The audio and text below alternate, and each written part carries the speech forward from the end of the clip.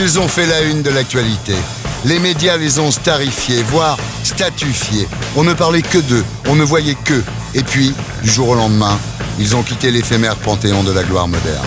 Les projos de l'info ont éclairé ailleurs et le public les a zappés. Aussi vite qu'ils avaient quitté l'incognito, ils sont retournés à l'anonymat.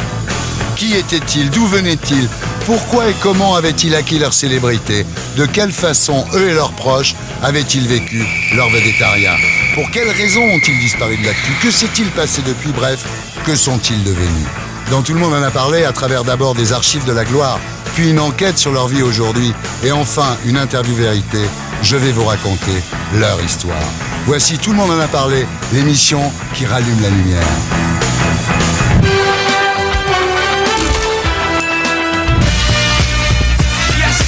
J'accueille Maureen Dore.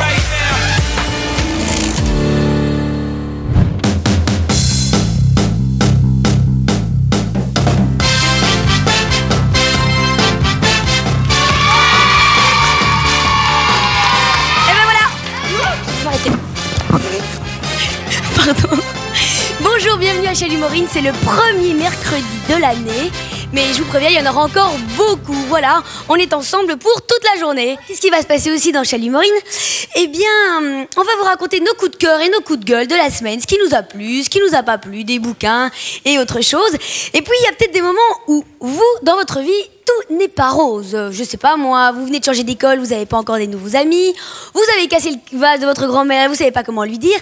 Il faut que vous en parliez à quelqu'un. Eh bien, faites-le à nous et nous, on vous trouvera peut-être des solutions. Pour ça, vous appelez le 36 68 22 33. Tout le monde en a parlé à retrouver Maureen Dore en banlieue parisienne, dans sa maison qui lui sert aussi de lieu de travail. Donc là, on est chez moi et dans la pièce de ma gigantesque maison d'édition. C'est pas une maison d'édition, c'est une pièce d'édition. Et je vous présente Marine, qui vient de me rejoindre. En fait, voilà, j'ai lancé ça il y a 1 an. Via mon site, il y a des illustrateurs qui envoient directement leurs projets ou des choses comme ça. Et par exemple, ce type, il a vraiment une belle idée de dessin. Et donc, on est en train de l'aiguiller vers peut-être une idée de bouquin. Les livres pour enfants, c'est sa nouvelle activité. Cette maman de 2 petits garçons a lancé sa maison d'édition en 2011. Moi, je me suis lancée dans l'édition parce que j'avais envie d'écrire des histoires et j'avais envie d'être ma chef. J'avais envie de me dire, l'idée c'était ça, c'était de me dire, si je dépends de quelqu'un d'autre, si ça marche pas, j'en voudrais aux autres, ils auront mal fait la pub, ils auront pas fait ce qu'il faut. Au moins, si je le fais toute seule, je n'en voudrais qu'à moi. Si ça marche, je n'en voudrais qu'à moi. Des idées, elle en regorge, et pour s'inspirer, elle a sa collection favorite. Ce sont des pop-up books, ou en français des livres à système.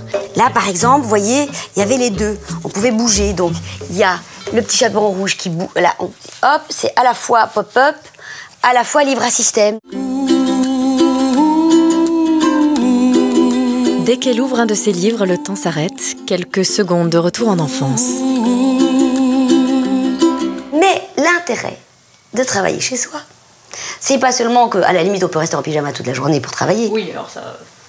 Elle ne vient 2 jours par semaine. Le reste du temps, je suis en pyjama. C'est que, du coup, on peut aller dans ce jardin très facilement, cueillir ses salades. Cueillir les roses. Cueillir les roses, c'est ce que je vais aller faire pour manger, puisque nous allons bientôt aller déjeuner. Voilà. Et oui, le marché aux légumes dans le jardin, c'est sûr que c'est pratique. Du persil, des tomates, des choux-fleurs. Donc là, je prends une salade. Voilà. Voilà, maintenant, on va déjeuner.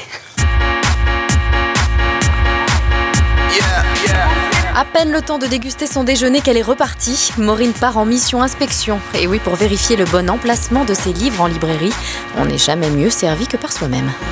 Je peux avoir fait tous les bouquins que je veux chez moi toute seule dans mon mini bureau avec ma mini assistante. Mes illustrateurs, si je les retrouve pas bien placés en librairie, ça sert à rien. Et évidemment, autant être dans une grande enseigne, voir s'il est bien placé. Ah! Est-ce que je suis... Ah oui! Je suis là! Je suis là.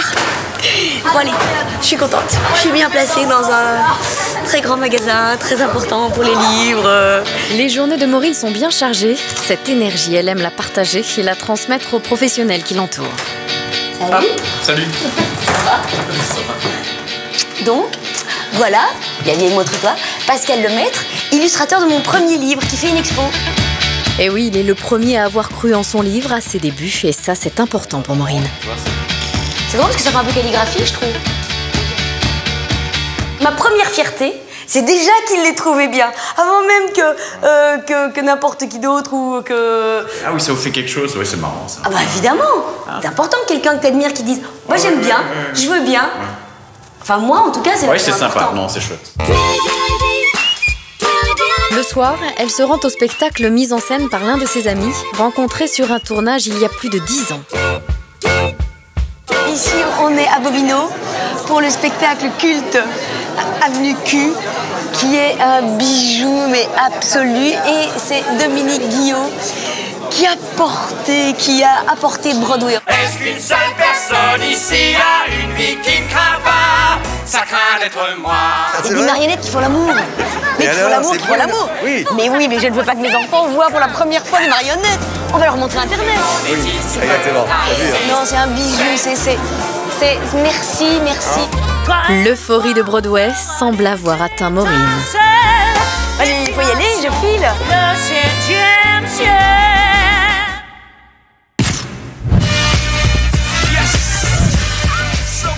Et maintenant, la lumière se rallume sur Maureen Dore. Bienvenue Maureen sur le plateau de Tout le monde a parlé. Alors vous êtes née le 17 novembre 1970 à Ixelles, qui est un arrondissement de Bruxelles. Et Maureen, en fait, votre prénom, c'est un prénom irlandais qui veut dire Petite Marie. Yes. Alors votre père était publicitaire. Oui. Votre mère a monté une société d'hôtesses et de démonstratrices. Au début, elle a démarré dans une cave. Et 15 ans plus tard, elle a vendu une fortune aux Américains. Oui. Bien. Enfin, une fortune, une petite fortune. Quand même. Alors vous avez une grande sœur et un petit frère, voilà. Oui. Alors parents très occupés, ce qui fait que vous êtes une petite fille très indépendante en fait. Oui. Et du coup, la chose la plus importante pour moi, c'était de ne pas décevoir leur confiance. Voilà. Donc c'est la meilleure manière de finalement de tenir les gens dans les rails quelque part en disant j'ai confiance en toi, tu vas pas me décevoir. Non. Mais très jeune, vous démontrez un caractère très affirmé. À l'âge de 4 ans, vous dites « Je dessinais des pancartes avec « Vive moi » écrit dessus ». Il paraît, c'est ce qu'on m'a toujours dit. C'est dingue. Oui. Alors, scolarité religieuse non mixte jusqu'à 14 ans. Oui. Ensuite, les jésuites à Bruxelles. Et parallèlement, vous faites 10 heures de théâtre par semaine. Oui, j'en faisais beaucoup. Alors, votre premier rôle, c'est à l'âge de 10 ans, dans Femme en fuite. C'était pas une femme en fuite, c'était une salle en fuite. Ça a été un navet absolu. Ah oui. Mais pour moi, c'était extraordinaire. J'avais 10 ans, j'ai pu rater l'école pour aller sur le tournage. J'étais la seule enfant. Et j'en ai un souvenir incroyable puisque j'ai pu dormir seule à l'hôtel. Confiance. Confiance absolue. Alors, vos débuts à la télé, c'était à 18 ans, sur une chaîne qui s'appelle Télé 21. Vous animez le hit parade pendant 3 ans. En fait, la secrétaire de votre mère connaissait le producteur. Oui. Vous êtes un peu pistonné. Oui, si on veut, si ce n'est que j'avais 17 ans, que j'en paraissais plus jeune et qu'ils étaient persuadés que je ne serais pas prise. Ouais. Mais sachant que je faisais beaucoup de théâtre, ils m'ont dit, écoute, tu sais quoi, Maureen, on va faire un casting, ça tu sors. Mais on est bien d'accord, tu ne seras pas prise. Je dis bon, d'accord. Moi, je suis partie après l'école, pas maquillée, rien du tout. J'y suis allée. C'était la chanson « Elle a fait un bébé toute seule » de Jean-Jacques Goldman. Il fallait que j'annonce ça. Et j'ai dit, eh ben maintenant, on va regarder Jean-Jacques Goldman. Elle a fait un bébé toute seule. J'espère que ça m'arrivera pas. Et voilà. Et ils m'ont dit, par exemple, à la fin, ils m'ont dit, et pourquoi est-ce qu'on devrait te prendre toi? Et j'ai dit, bah écoutez, parce que j'ai le même âge que les gens qui vont regarder cette émission. Très bonne remarque. Et puis j'ai terminé. Et puis de toute façon, je suis la meilleure. Et voilà. La pancarte, vive-moi. Alors, on a fait ensemble un casting pour Hardimat, pour les petits. Vous avez été sélectionné, mais votre père vous a déconseillé la fréquentation de l'homme en noir. Exactement. Il me disait non, tu vas voir après, alors tu vas être classée fille facile. Et j'ai dit non. Et le pire quand même, c'est que donc je lui ai annoncé, donc j'ai dit bah non, je vais pas faire le reste. J'ai dit bah écoute papa, voilà, j'ai refusé. Mais pourquoi? Tu avais une chance. Au début des années 90, en fait, vous n'avez qu'une ambition, c'est faire de la comédie. Oui, je suis venue à Paris pour ça. Mais je connais personne. Ouais. Je fais partie d'un cours de théâtre obscur, nul et non avenu. Et comme j'ai fait de la télé en Belgique et que je continue en parallèle au début de mon arrivée à Paris, bah, je me dis, tiens, peut-être que via la télé, je pourrais devenir comédienne. Ouais. Mais vous aviez un Jules à Paris qui vous attendait. Ouais, j'avais un Jules. Mais le jour où je suis arrivée, ça s'est terminé. Ah bon? Le jour où je suis arrivée. Dis donc. Alors, à Paris, vous faites un peu de théâtre, faites serveuse aussi pour gagner votre vie. Et c'est là qu'une amie de vos parents, qui bossait à Canal+ Belgique, fait passer une de vos cassettes à Alain de Greff. Voilà, exactement. Toujours en me disant, c'est pas sûr qu'il... C'est très belge, hein. Tu ne seras pas prise, je passe la cassette, mais c'est pas sûr qu'il la regarde. On prévient très à l'avance que ça va pas marcher. Alors Alain de Greff, qui est à l'époque directeur des programmes de Canal+ France, vous donne rendez-vous. Et là, évidemment, coup de génie, vous débarquez les bras chargés de spécialités belges, spéculoos, massepain et un mannequin pisse tire-bouchon. En tire-bouchon. Ah, évidemment. Ça a scotché de Greff, non? Je suis arrivée avec mon sac, je ne l'ai pas ouvert tout de suite, hein, mon sac. Je suis arrivée, il y avait lui et Nicolas Plisson.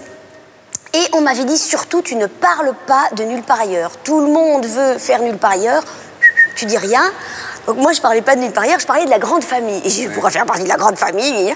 Et à un moment donné, ils me disent, mais pourquoi vous parlez jamais de nulle part ailleurs? Vous aimez pas? Je dis, mais si, on m'a dit qu'il fallait pas que j'en parle. Et à un moment, c'est Nicolas Plisson qui m'a dit, mais qu'est-ce que vous avez dans ce sac en plastique?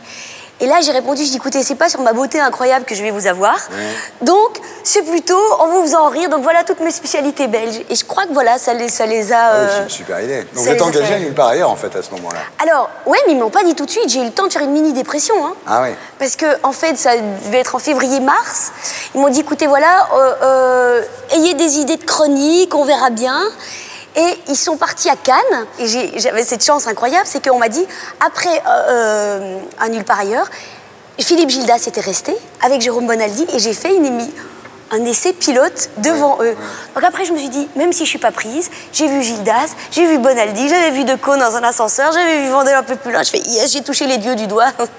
Et finalement, j'étais prise. Et voilà. Et en 94, vous cédez aux sirènes de France 2, où Dominique Cancien vous propose de concurrencer le club Dorothée, en compagnie de Charlie et Lulu, avec une émission intitulée Chalut Maureen. Oui, parce que sinon, c'est pas drôle, hein, c'est toujours la pancarte. Ouais. Vous avez quitté Canal? J'ai quitté... Oui, mais à l'époque, alors maintenant, ça a bien changé, mais à l'époque, les filles, on avait zéro opportunité. C'était un truc de bons hommes. À part Isabelle Giordano qui présentait le journal du cinéma, une gonzesse n'avait aucune chance de rien. C'est ce qu'on nous faisait... Si, on m'a dit, tu pourras faire Canaille Peluche. Oui. Alors comment ça s'est passé sur France 2? Ah, c'était très étrange, parce qu'on est arrivé, alors on nous a donné des bureaux. Nous, on pensait, par exemple, Chalut Maureen. Nous, on pensait qu'il y avait des publicitaires, des gens qui allaient cogiter là-dessus. Non, pas du tout. On dit, alors voilà, donc vous rentrez, vous avez une émission dans un mois, allez-y les gars, imaginez-la. Tout, on trouvait ça cheap, on trouvait ça... On savait qu'on était face à un mastodonte qui était là depuis 15 ans, c'était un TGV des programmes. Et nous étions une Micheline, vraiment une Micheline. Ça marchait bien l'émission quand même. Ça marchait très très bien. Ah, pourquoi vous êtes parti sur TF1? Parce qu'on m'a viré. Pourquoi? Parce qu'en fait, les émissions pour enfants, il faut le savoir, les émissions pour enfants, ça ne rapporte qu'entre septembre et décembre. Et puisqu'à ce moment-là, il y a toute la pub pour Noël. Après, février, ils n'en ont plus rien à foutre. Il n'y a plus de cadeaux à faire ou plus grand-chose. Donc, à ce moment-là, une émission en direct, ça leur coûte plus cher que s'ils mettent des programmes qui ont 22 ans, etc. Donc, en fait, on a fait 1 an. Et puis après, Charlie et Lulu sont partis. Et moi, j'ai encore continué avec une autre équipe, toujours en direct. Puis du jour au lendemain, j'ai reçu un papier, on m'a même pas prévenu. Hein. J'ai reçu le papier me disant que j'étais virée. Et voilà, c'était en plein milieu de l'année, puisqu'ils avaient fait leur quota dessous jusqu'en décembre. Ensuite, donc, il y aura SVP Comédie sur TF1 avec Philippe Risoli. Une fois, hein. Il n'y en aura qu'une. Hein. Ça vous a pas plu? Ah ben là, c'était énorme, parce que j'ai fait Risoli, qui est un homme charmant, c'est pas le problème. Mais pour lui, concrètement, une femme à côté de lui dans une émission, c'était une potiche. Elle était là pour faire... Et alors, Maureen, quel est le numéro de téléphone de la soirée? Et là, quand on a commencé à répéter, je dis, mais attends, je crois qu'on s'est pas bien compris. Je ne vais pas te dire le numéro de téléphone de la soirée. Et parfois, il me disait, alors, Maureen, le numéro de la soirée. Je dis, ben, donnez-le, Philippe, n'hésitez pas. Bon, puis là, il y a la fureur avec Arthur, ça, c'est quand même beaucoup plus drôle. Oui, mais j'étais pas animatrice. J'étais invitée. Et là, par exemple, c'était la même chose. Arthur, il me disait, tu comprends, Maureen, on a besoin de belles gonzesses comme Ophélie Winter et Vanessa Demi. Et on a besoin de filles comme Michel Bernier et toi. C'est sympa. Ça fait plaisir. Et après, il y a eu donc, on a tout essayé avec Laurent Ruquier. Sur France 2, c'est bien. Là. 7 ans. C'est pas mal quand même. Ah, c'est bien. Là, évidemment, vous devenez extrêmement célèbre, on vous voit tous les jours. Quelles ont été les réactions de vos parents à ce moment-là? J'ai de la chance, c'est qu'en fait, j'ai des parents qui n'ont aucune revanche sociale à prendre via moi. Ils ont des amis, ils ont tout va bien pour eux. Donc, je suis pas un porte-drapeau, si vous voulez, familial. Ouais. Donc on en parle. Mais c'est vrai que chaque fois que je fais partie d'un succès et que je dis, bon, ben, j'ai envie de partir, j'ai envie de faire autre chose. Ouais. Mais tu es folle ou quoi? Oui, mon père, en homme d'affaires, me dit, mais enfin, Maureen, tu as un capital de notoriété que tu dois faire fructifier. Voilà, le capital de notoriété. Et votre frère et votre sœur, comment ils ont réagi? Quand j'ai démarré, pour ma sœur, c'était assez difficile, je crois. Ma sœur est une très belle gonzesse, très timide, qui avait cette espèce de petite chose derrière qui faisait beaucoup de bruit. Vos relations avec les médias, ça a toujours été plutôt bien, non? Oui, les journalistes ont plutôt été gentils. Oui, vous aimez bien. Mais bon, en même temps, c'est normal. Je veux dire, je suis pas avec la culotte sur la tête, je suis pas foncièrement désagréable, je suis pas non plus croustillante. Mais non, j'ai pas de rapport croustillant avec les uns avec les autres, je suis pas dans Voici. Non. Je change pas de mec tous les 3 mois. Donc voilà, c'est un rapport de bon voisinage, je suis la bonne voisine d'à côté. Vous avez gagné de l'argent à cette époque? Ouais. Ouais. Oui. Vous l'avez gardé? Oui. Ah oui. Enfin, je l'ai gardé... Vous avez acheté un appartement? J'ai acheté une maison. Ah. Sinon, c'est pas drôle. En France ou en Belgique? En France. Ah d'accord. Vous êtes propriétaire. Mon capital de notoriété. Voilà. Et sur le plan amoureux, alors ça a dû vous rapporter des tas d'aventures? Bah non, j'ai le même bonhomme que j'ai rencontré sur l'émission Chalut Maureen il y a 17 ans. Donc, Depuis 17 ans? Ouais, on a 2 enfants. Ah oui. Oui. Donc la notoriété de On a tout essayé, finalement, vous a servi à rien. Mais c'est une notoriété de rien du tout, ça. Bah, c'est quand même. Mais on s'en fout. Enfin, moi, j'ai jamais eu ce rapport avec des gens qui pourraient me draguer parce que je fais de la télé, je sais pas comment expliquer. Non, mais je vous vois à la télé, ça peut leur donner envie quand même. Ah bah parce que si vous croyez qu'ils me voient dans la rue, je peux pas leur donner envie Si aussi, tout mais il y en seul. a plus qui vous voient à la télé, voilà, c'est ça. C'était quoi le meilleur moment de toute cette époque? Quand on a fait des primes, pour On a tout essayé, je me revois avec Franck Dubosc en train de faire Roméo et Juliette. Mais c'est plus fort que tout. Ou faire la petite chorale des oiseaux. On se rendait pas compte. C'est avec le recul qu'on s'est dit, purée, mais on a fait des trucs super. Génial, bien sûr. Et le pire moment, ça a été quoi, toute cette époque? Le pire moment, ils m'ont fait faire une chanson sur France 2, Dominique Cancien, à l'époque de Chalut Maureen, que j'ai enregistré entre minuit et 2 h du matin, ne sachant pas chanter, dont j'ai jamais vu les sous. Un truc factice. Tout a été fabriqué. C'est une casserole. Et ce qui m'énerve le plus, c'est que je savais pas dire non à l'époque. J'osais pas, moi. J'admire énormément les gens dans ce métier qui disent non. Disent non, ça je ferai pas. Vous avez le sentiment d'avoir été manipulé? Oui, vraiment oui. C'est quoi la chanson? L'enfant est l'avenir de l'homme. Oula, ouais. Ah mais si vous allez sur les sites de casseroles... elle y est. Ah mais c'est ça évidemment, c'est plus rien. Alors, ça s'est terminé avec Ruquier en 2006. Ouais. Pourquoi? Je pense qu'il en avait un petit peu marre de moi. Il a plus drôle avec Mergo, il a plus sexy avec Elsa Fayer, je veux dire, voilà. Et moi aussi, je commençais à être mal, en fait. En fait, j'ai eu l'impression que c'est comme si j'avais perdu ma magie. Et voilà, quoi. Et donc, Laurent voulait du plus costaud, Catherine Barma, surtout, voulait du plus costaud. Vous voulez des gens plus critiques, peut-être moins naïfs que vous, oui? Bah, c'est normal, ils veulent du spectacle. On n'est pas là pour dire « Moi, j'aime beaucoup ce que vous faites ». C'est un peu... évidemment, je comprends, mais je comprends à 200% leurs impératifs. Mais c'est comme si leurs impératifs n'étaient plus les miens. Donc voilà. Aujourd'hui, vous êtes nostalgique de l'époque, de Nulle part ailleurs, et donc de On a tout essayé? Je regrette pas. J'ai eu la chance d'avoir connu. Ouais. Tant mieux. En même temps, chaque arrêt est un nouveau départ. Ce serait terrible si je faisais encore Nulle part ailleurs encore maintenant. Ce serait terrible si je faisais encore On a tout essayé maintenant. Donc, j'ai connu longtemps. Je suis tellement contente de faire autre chose. Si c'était à refaire, qu'est-ce que vous ne referiez pas pareil, Maureen? Ah, je referais pas de télé. Ah ouais? Ah bah oui.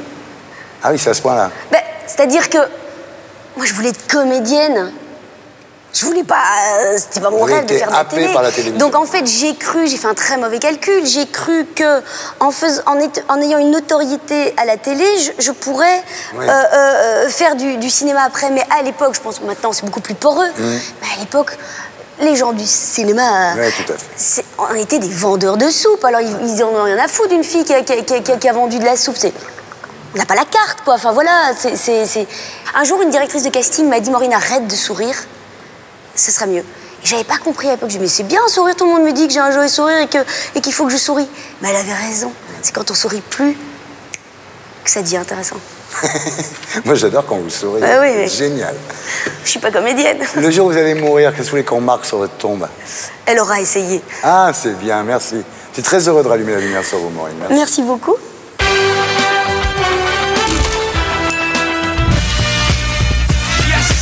Et maintenant, j'accueille Massimo Gardia.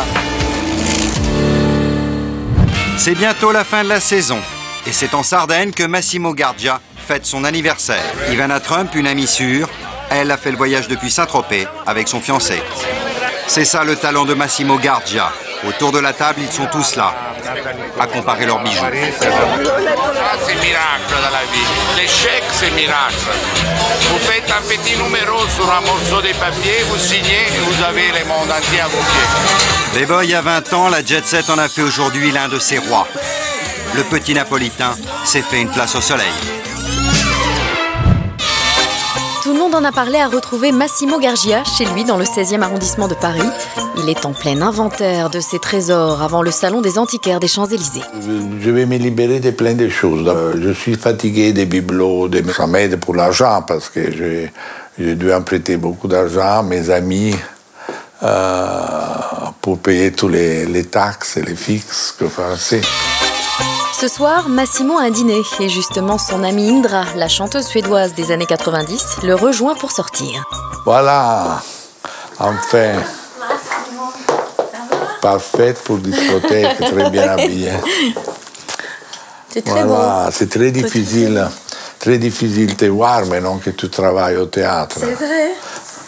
Montre-moi, voilà, parce que je n'ai pas vu encore, je n'ai pas eu le temps de venir. C'est extraordinaire, tu as les premiers rôles. On peut aller peut-être déjà, parce que c'est un peu tard, c'est 10h15.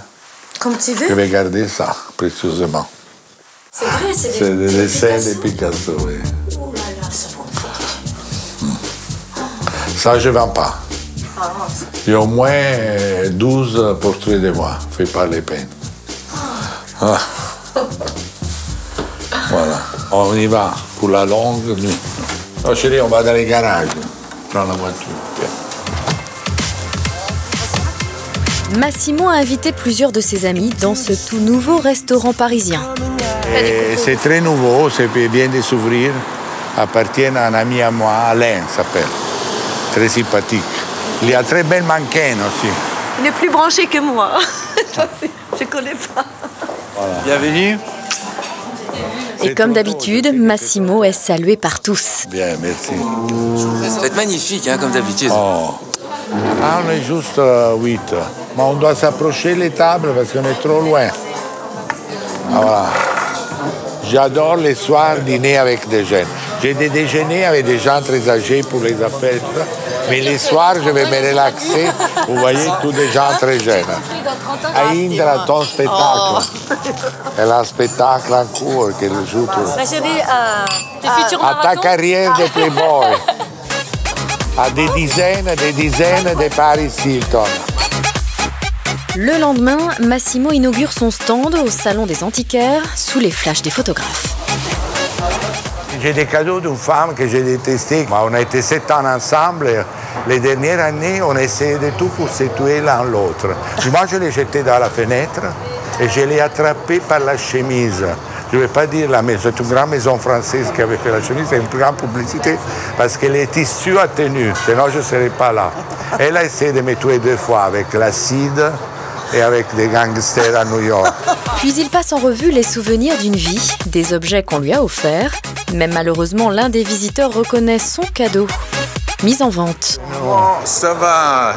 Viens voir les grosses choses. Il y a tellement de choses extraordinaires. J'avais oublié que c'était toi. Je te le faire avec tout mon cœur, mais le cœur, il est toujours là. Pourquoi? Quelle honte, Je crois que je vais les racheter. Ça, c'est une bonne idée. Vous me les donner. Oui, Son stand se remplit et Massimo continue à raconter ses souvenirs à qui veut les entendre ou les acheter. Et maintenant, la lumière se rallume sur Massimo Gardia. Massimo, bienvenue sur le plateau de Tout le monde a parlé. Alors, vous êtes né à Naples le 20 août 1940 sous le signe du lion. Vous venez d'une famille petite bourgeoise, votre père était ingénieur sur des chantiers immobiliers, et lui, vous voyez en fait devenir fonctionnaire au ministère des Affaires étrangères. Moi, je ne voulais pas. Non. Je voulais partir de Naples le plus vite possible. Il était très sévère, hein, votre père. Très sévère. Mais j'avais ma mère qui m'adorait. Voilà. Heureusement, il y avait la maman. La maman italienne. Et voilà. Et quand votre père refusait de vous donner de l'argent, c'est votre mère qui vous le donnait en cachette. Voilà, tout à fait. Ouais. Alors, elle croyait vraiment en vous. Elle croyait vraiment que vous allez avoir du succès. Elle a toujours cru en vous. Non, elle voulait avoir la vie à travers moi. Elle jouissait que moi, j'étais invité, que j'étais très jeune.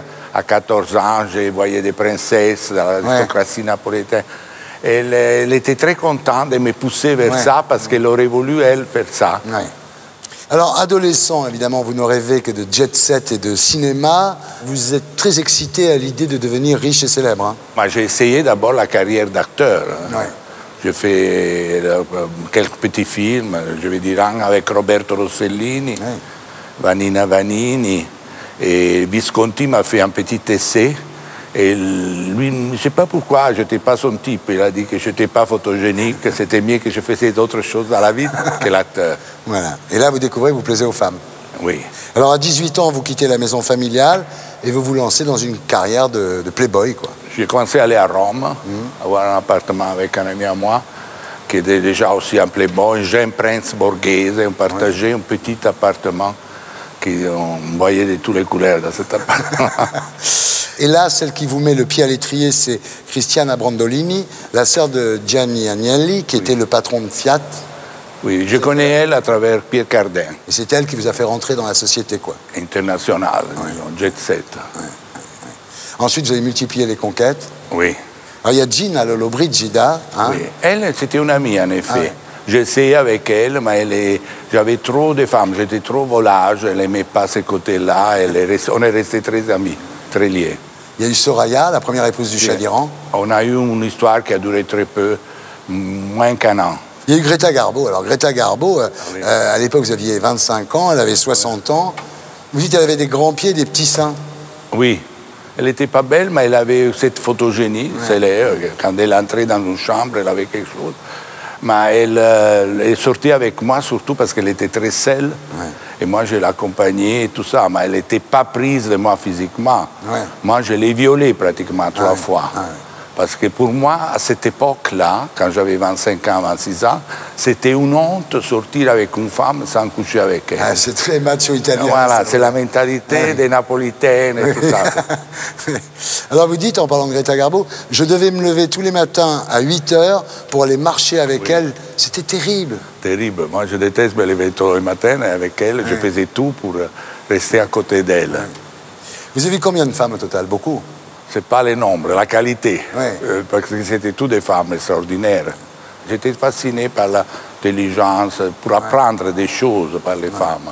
Alors avec Françoise Sagan, c'est une vraie histoire d'amour. Hein. Dans les années 80, vous envisagez même de vous marier. Hein. Oui, on avait trop des vies différentes. Parce qu'elle, à cette époque-là, elle était déjà fatiguée. Moi, je voyageais énormément, j'avais envie tous les jours de partir.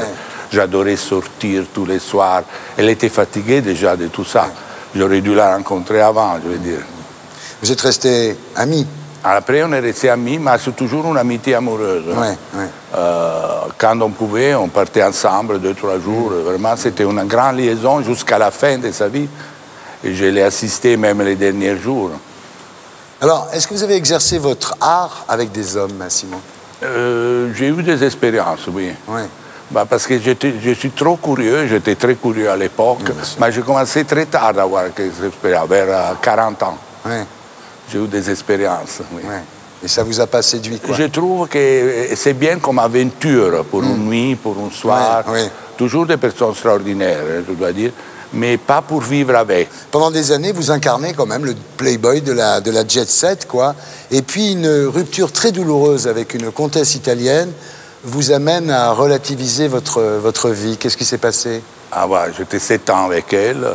Et après, on a été une année en procès pour les questions d'argent. Elle avait de son côté des femmes très puissantes, comme Esther Lauder, comme la plus grande journaliste de New York, la duchesse de Bed, qui ont essayé de me détruire complètement. J'ai voulu démontrer au monde que je n'étais pas un gigolo, que je savais travailler, j'ai commencé à travailler. Et mon premier travail, c'était Gianni Versace. Alors Gianni vous demande de lancer son premier parfum. À l'Opéra Garnier. C'était un succès fou. Tout le monde sont venus et tout ça. C'était vraiment... Lui était très épaté parce qu'il disait, tu es le seul PR qui ne me fait pas payer les stars. Je veux dire, qui viennent comme ça de leur côté. Et là, ça ne s'arrête plus. Toutes les grandes marques de luxe, à commencer évidemment par les grands bijoutiers italiens, vous confient leurs relations publiques. J'ai travaillé presque tous les bijoutiers, Bulgarie, et surtout après des Grisogones aussi, et Boucheron, tous les couturiers.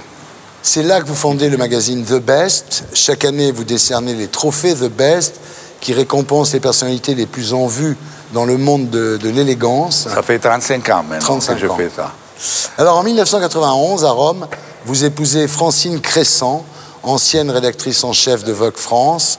À l'époque, vous êtes fatigué par la possessivité de vos partenaires fortunés. Et Francine, c'est tout le contraire. Vous trouvez un autre style de femme avec elle. Une femme extraordinaire. Elle était 25 ans rédactrice en chef de Vogue Paris. Et elle était différente de toutes les autres femmes. Elle n'était pas riche, pas milliardaire, mais une femme vraiment qui m'aimait à la folie. Et moi, j'étais contre les mariages. Mais là, je me suis décidé à marier. Notre mariage était très spécial dans la chapelle du palais Ruspoli, avec nos chiens à l'intérieur de l'église, avec les paragaios qui sonnaient. Et l'évêque, c'était l'évêque qui était le confesseur de Greschelli, qui après a été excommunié par le pape. Il était très ouvert. Alors voilà, malheureusement, au début des années 2000, Francine tombera malade d'une forme rare de la maladie de Parkinson. Alors, c'est une période très difficile pour vous parce que vous êtes là avec cette femme qui a 75 ans, qui est rongée par la maladie. Vous avez des envies de suicide, vous avez des problèmes d'argent. Enfin, c'est une période très noire pour vous. Très dur, très dur. Pour ça, j'ai commencé à faire la ferme, pour faire la ferme. Et voilà. Et là, en 2004, vous acceptez d'apparaître dans l'émission de télé-réalité de TF1, La Ferme Célébrité, où vous êtes une star instantanée parce que vous dormez avec un masque sur les yeux, vous volez l'eau des autres, vous exigez vos œufs brouillés avec du caviar. Enfin, d'un seul coup, vous devenez une grosse vedette, quoi. Je me rendais compte que le public aimait mon attitude vers beaucoup. Oui.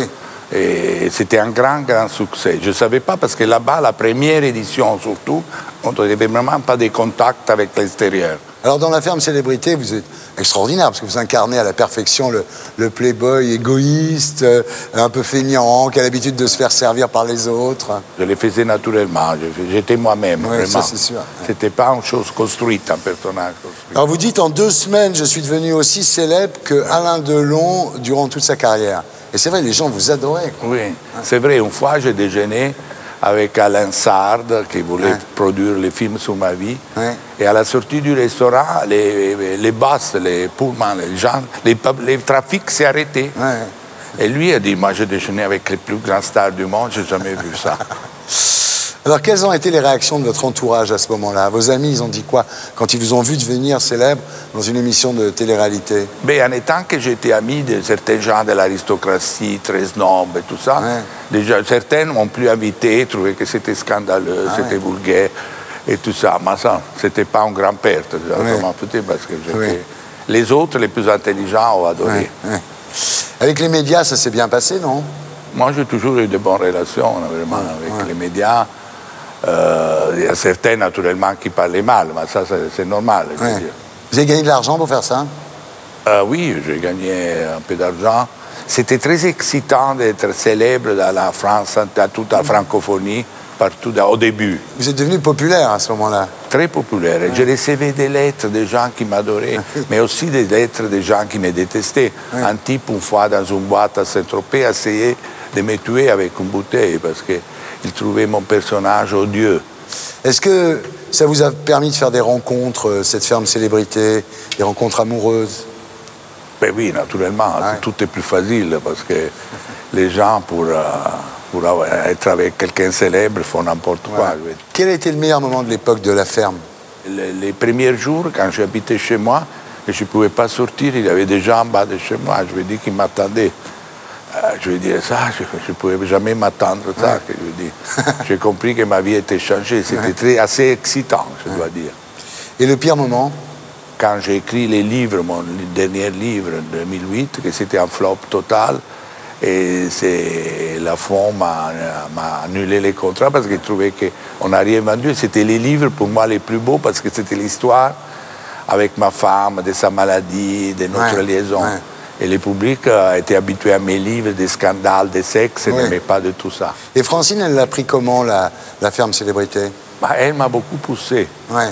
Parce qu'elle voyait, elle avait compris que ce serait été un changement et un succès. Elle m'aimait tellement, même si ce n'était pas son genre de choses. Elle détestait la publicité, la télévision. Pour elle, elle avait toujours refusé. Toujours très discrète, oui. Même si elle était directrice de Vogue.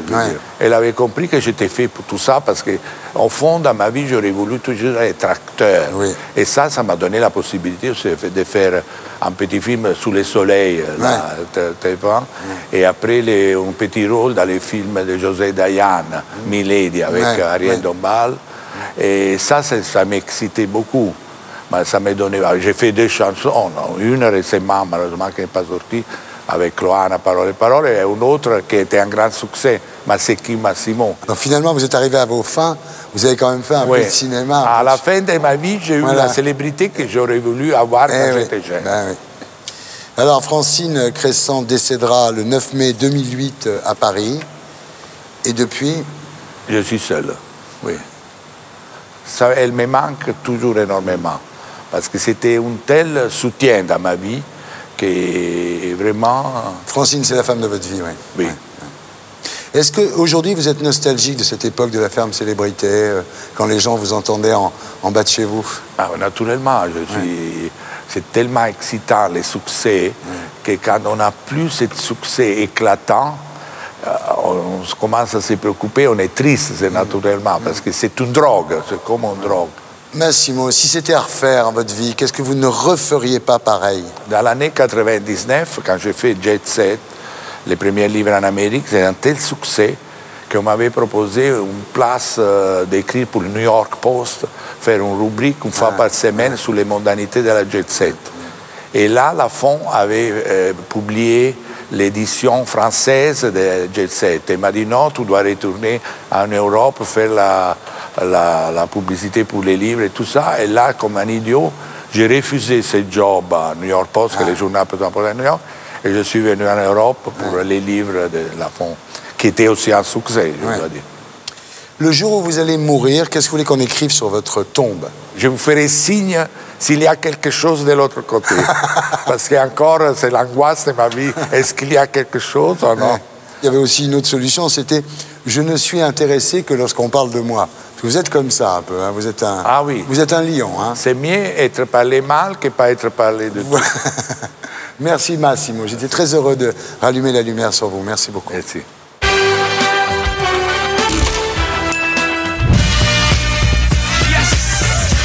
J'accueille Charlotte Julien. Quel nom vous faites? Et mon nom, c'est Charlotte Julien. T'es bien, hein? Et vous vivez déjà de la chanson? Ah non, malheureusement, non. Pendant la journée, je suis secrétaire dans un grand journal parisien. Je suis une fleur de province, ni trop grande, ni trop grosse, ni trop mince. J'arrive avec ma valise, car Paris, c'est pour moi la terre promise. Comme toutes les fleurs de province, moi je viens pour me trouver un prince, un petit prince charmant, qui me fera beaucoup d'enfants. Bonjour, bienvenue, entrez. Tout le monde en a parlé à retrouver Charlotte Julien dans son appartement parisien. Voilà mon chez-moi. Voilà mon beau salon qui donne sur un magnifique jardin. Mais la visite ne serait pas complète sans nous présenter... Qui c'est coquin. Et voilà ma grosse. Oh. Titi Beauté. Titi son prénom. Beauté c'est son nom. Oh ma poulette. Mon Dieu, elle a plus de 20 ans cette chatte, c'est un miracle. Des chats et des animaux, il y en a un peu partout sur les tableaux que peint Charlotte. Une passion qui est arrivée par hasard. Un jour, j'ai une amie qui me dit « Je voudrais m'offrir un naïf ». Je lui dis bah, « Écoute, si tu veux, moi, je vais essayer de t'en faire un ». Et alors, un dimanche, elle m'invite à déjeuner. Je lui pose ça sur la table. Elle se souvenait même pas. Elle me dit « Qu'est-ce que c'est? Qu'est-ce que c'est ?» Elle déballe. « Waouh, c'est toi qui as fait ça ?» Une semaine après, elle m'appelle. Elle me dit « Dis donc, Charlotte, il y a des amis qui sont venus chez moi. Ils ont vu ton tableau, ils en veulent un. » Je me suis prise au jeu. Et patatric, patatrac, de but en blanc, voilà. Et il y a de ça plus de 30 ans. Et à chaque artiste, ses outils, et pas n'importe lesquels, s'il vous plaît. J'aime bien venir, regarder, puis on découvre toujours des nouveaux produits, c'est fou. C'est très cher, très cher. Le matériel de peintre, mais je plains les peintres qui vendent pas beaucoup parce que vraiment, il y a 100 € pour entre la toile, les peintures et les pinceaux, vous voyez? Des peintures acryliques, des couleurs, vous voyez, là j'ai même trouvé un bronze or. Alors ça, pour retaper les cadres, c'est bien. Là, j'ai tout ce qu'il faut, là. Allez. Pas le temps de traîner, Charlotte a repéré dans le quartier quelque chose qui l'intéresse, un vide-grenier. Troisième passion, les vides-greniers, et tous les week-ends, je les cours. J'aimerais bien trouver des cadres, mais c'est pas évident à chaque fois, les cadres. Hein. Des paillettes. Alors ça m'intéresse aussi, les paillettes, parce que je les brode, je les couds sur mes costumes de scène. Une tunique ou une veste tout à fait ordinaire et tout ça, je la couvre de paillettes et elle devient une veste magnifique. Ah, bon. Vous êtes une chanteuse, la première chanson là. Ah, vas-y, alors vas-y. Alors, fait un tube. Oui, alors. Alors, il faut deviner. Ça s'en va et ça revient. Ah, ça, c'est Claude François. Oh. C'était oui, Fleur de Province. Alors, chantez. Tu te rappelles? Alors, chantez la Fleur de Province. Allez. Je suis une fleur de province. Ouh, c'est faux. Oh là là, ça fait rien. Faux, ça fait rien. Plus c'est faux, plus on rigole. Vous ressemblez à... À qui? Aïe, aïe, aïe. Si. Aïe, aïe, aïe. À une actrice qui joue dans les films, tu sais, une femme d'honneur. Ah, Corinne Touzet? Oui, voilà. Ah, vous voyez, c'est vrai ou pas? Oui, Ah bon? Et voilà, bah oui, alors là, une femme d'honneur. Je suis flattée.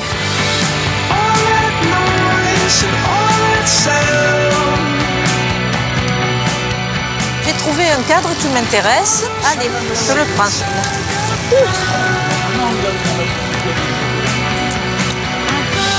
Voilà. Merci. Je vais rejoindre mon amie Annie.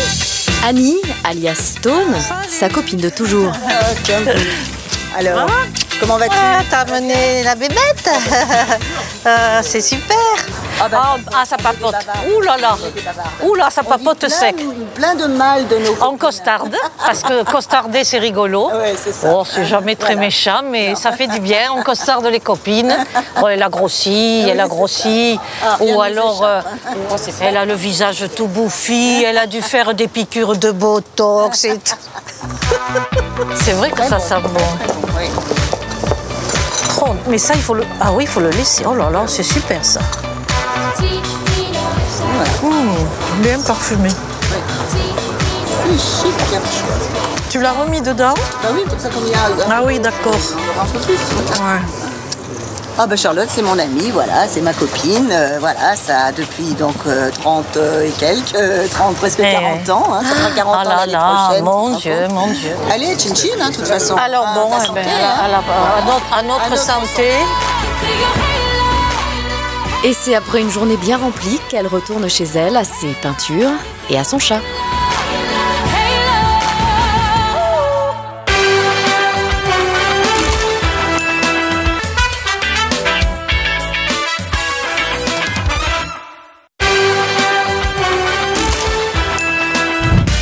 Et maintenant, la lumière se rallume sur Charlotte Julien. Charlotte, bienvenue sur le plateau de Tout le monde a parlé. Merci. Alors, vous êtes née à Perpignan le 12 janvier 1951, oui. Parents de conditions modestes, père mécanicien, mère femme au foyer. Oui. mais ils vous payent quand même des cours de chant au conservatoire de musique. En fait, vos parents encouragent votre passion parce que tout le monde sait qu'un jour vous serez chanteuse. J'ai commencé très jeune. J'avais 12 ans au conservatoire et j'ai commencé les concours de chant à 14 ans. Voilà. Ah oui, sur la place de votre quartier. Exactement. Vous interprétez le premier disque de Sylvie Vartan. Oui. Qui s'appelait Quand le film est triste. C'est ça. Et vous avez gagné? Et j'ai gagné, bien sûr. Et après, je les ai tous gagnés. Et après, j'ai chanté dans un orchestre. Et voilà. À 17 ans, tous les week-ends dans un orchestre. Alors, vous gagnez 50 francs par représentation, mais comme il y a le samedi, le dimanche et le matinée du dimanche, ça vous fait quand même 150 francs. 15 000 francs de l'époque. 15 000 francs. Oh là là, une fortune. Oui, c'est génial. Voilà. Mais bientôt, vous réalisez quand même que vous avez fait le tour de la province. Et vous montez à Paris pour tenter votre chance. C'était terrible. Je n'étais jamais venue. Je n'y avais pas de parents, pas d'amis, rien. Et je me souviens, à cette époque, on arrivait gare d'Austerlitz. J'ai pris un taxi et je lui ai dit, est-ce que vous pourriez m'amener dans un hôtel qui serait près de la maison de l'ORTF, la maison ronde. Oui. Alors voilà, nous sommes en 1969. Vous vous installez dans une chambre de bonne. Oui. Pour gagner votre vie, vous faites des petits boulots. Oui. Vendeuse, boulangère. Boulangère. Oh, c'était très dur, parce qu'à plus à Paris, les peines n'ont pas le même nom qu'en province. Ah oui. Les Parisiens, déjà, je n'étais pas habituée à leur machin. Chez nous, on prend le temps. Là, c'était bâtard, un bâtard. Un bâtard, chez moi, c'était une insulte. Ah oui. Et à Paris, c'est un pain. Alors bon... Enfin, heureusement, à un moment, quand même, vous devenez secrétaire au journal Elle. Voilà, c'est bien. Ça, alors là, ça a été la chance qui m'a permis de rester à Paris parce que j'étais tellement malheureuse, c'était tellement dur que j'étais prête à retourner, voilà. Et là, il s'est passé ça. Mais comment c'est arrivé, ça? J'avais vu une gentille mémé qui était assistante sociale et qui recevait les jeunes pour leur trouver du boulot. Alors, on faisait la queue dans une salle et on devait cocher le métier qu'on voulait faire. Et moi, j'avais coché chanter dans les cabarets. Et alors, bien sûr, cette brave mamie me dit « Mais mon petit, moi, je ne peux pas vous trouver un boulot comme ça. » Eh bien, des mois après, je reçois un coup de fil. Le patron de mon hôtel me dit « Il y a une dame qui vous a appelé, elle veut vous voir, elle vous a trouvé du boulot. » Non, non, je dis « J'en peux plus, je rentre. » Non, non, j'en peux plus, je rentre. Ah, il me dit « Elle a l'air gentille. » Et puis, alors par politesse, je l'appelle. Je ne savais même pas qui c'était, je ne m'en souvenais plus, moi, de cette mamie. Et elle me dit « Vous vous souvenez, mon petit, venez, venez, je vous ai trouvé quelque chose de formidable, venez. » Extraordinaire. Incroyable. Je vais la voir et elle me dit « Voilà, je vous ai trouvé un boulot de secrétaire au journal Elle. » Je lui dis « Mais jamais je pourrais faire ça, je ne sais pas taper à la machine, je ne sais rien faire. » Donc, je me suis quand même pointée au rendez-vous. Chaque fois, alors, au journal Elle, moi, j'étais impressionnée. Je me disais, mais c'est pas possible, je pourrais jamais être là. La directrice qui voulait m'engager, autoritaire, enfin, bref, les gens de Elle, quoi, branchés à la mode et tout. Et moi, la plouque, là, qui arrive, elle me dit, bon, écoutez, vous savez taper à la machine? Non, madame. Vous savez téléphoner, appeler les gens pour les rendez-vous et tout? Non, madame. Enfin, c'était tout, non, je savais rien faire. Alors, elles se sont regardées et elles me disent « Bon, ben, on vous ferait 3 mois d'essai. » Alors, je sors dans le couloir. Une des secrétaires qui était avec cette...